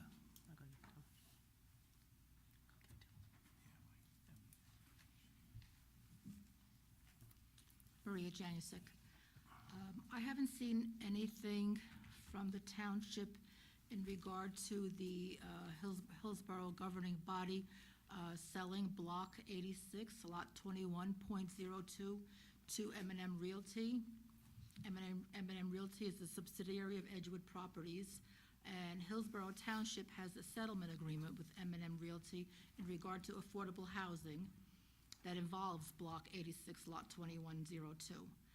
Hillsborough Township is the owner of Block 86, Lot 2102.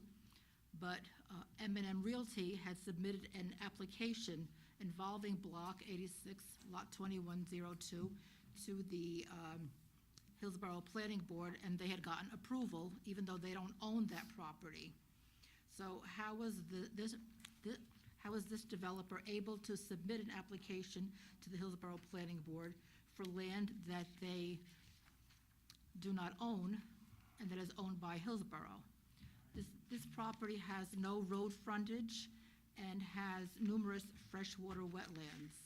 The settlement agreement involving Block 86, Lot 2102 allows this developer to build on the former Glengarry Quarry and involves affordable housing. When is the Hillsborough governing body going to sell Block 86, Lot 21.02 to M&M Realty? We'll look into that. Is there something from the planning board liaison? Well, I know that you've been to all the planning board meetings, and I know you've been here, and it's the same process that happened, Ms. Janasek, with all due respect, to the first phase that we did at the Sherman track. The sale doesn't get memorialized till right before they're probably going to start construction, right? So they got approval from the planning board. They have to get the final stuff from DEP, I'm assuming, and all their outside agency approvals. And once that is done, then it'll be memorialized, and then the process will start with the transfer of the property. It is not any different than the first phase that you went through all the meetings and sat through that. So it hasn't changed. The process is the same. It'll happen the same way, and when it happens, you'll see us approve the sale for $1 probably to them as a consent agenda. Hasn't changed. Same plan. That's what's going to happen. It is different from phase one. Phase one, the property was sold a lot sooner, like you said, for $1. First Hillsborough bought that property for over $2 million, subdivided it, and then sold the first half for $1 to the developer.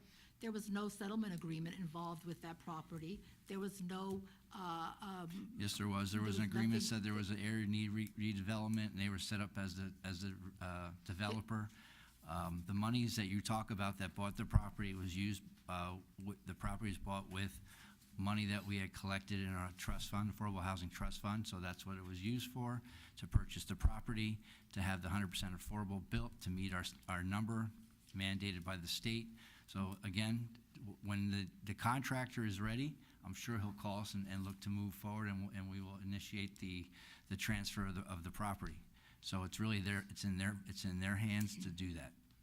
So to tell you when it's going to happen, I don't know, you got a magic 8-ball, shake it, see what it says.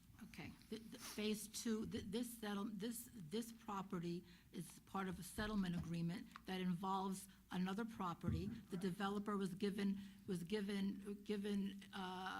all kinds of concessions because he's supposedly going to develop this property, Block 86, Lot 21.02.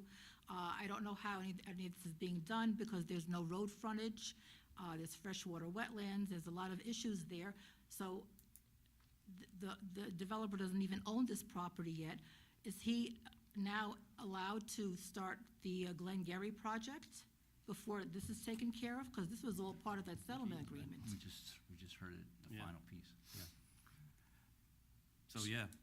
So he hasn't started the Glengarry project either yet. He just came in front of the planning board to get the final piece. I think you were there for that meeting too. That was outside the sewer service area. So now the project is deemed complete. So when I'm talking about the developer, decides he wants to move forward, it's in his ballgame. He has other properties that he was approved to build since 2019. He hasn't started, i.e. the Cost Cutters property. He had that approval in 2019, still sitting there.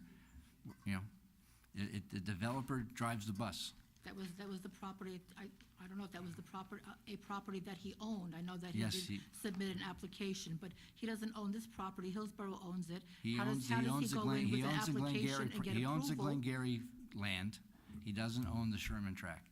And the two are tied together. He finally got the final approval for the units that are outside the sewer service area. He still has a second half to approve in front of the planning board for phase two, which he hasn't been in front of the township for, which is part of that plan. So again, when he's ready to move forward, Mr. Willard, correct me if I'm wrong, it's our property until he decides he wants it. And I think her specific question was, how does the applicant who doesn't own the property submit an application to the planning board and get an approval with the consent of the property owner, which the township provided? That's the answer. So Hillsborough Township owns the property and. Correct, it with was- and the township consented to the application, correct. And they Happens all the time, in particular with contract purchasers. Many times, somebody goes under contract, they don't own the property, but with the property owner's consent, they come in, they file an application. When the application's approved and all conditions of the development approval have taken place, then the title transfers. So no different here. How did it happen? With the consent of the township. And so the sale of that property will take place when the developer decides they want to purchase it? When the developer, I assume when he gets all his compliance items in place, and then he's ready to break ground, then title to the property will transfer. Thank you. Any other comments from the floor for items not, any other comments for, statements for items not on the agenda? Seeing none. I have a motion to So moved. second and a second to adjourn. Yeah. Second. Roll call. Committeewoman Hand. Yes. Committeeman Lapani. Yep. Deputy Mayor Payne. Absolutely. Mayor Tigarelli. Yep. Thank you. Thanks, Scott. 9:56. Have a good night.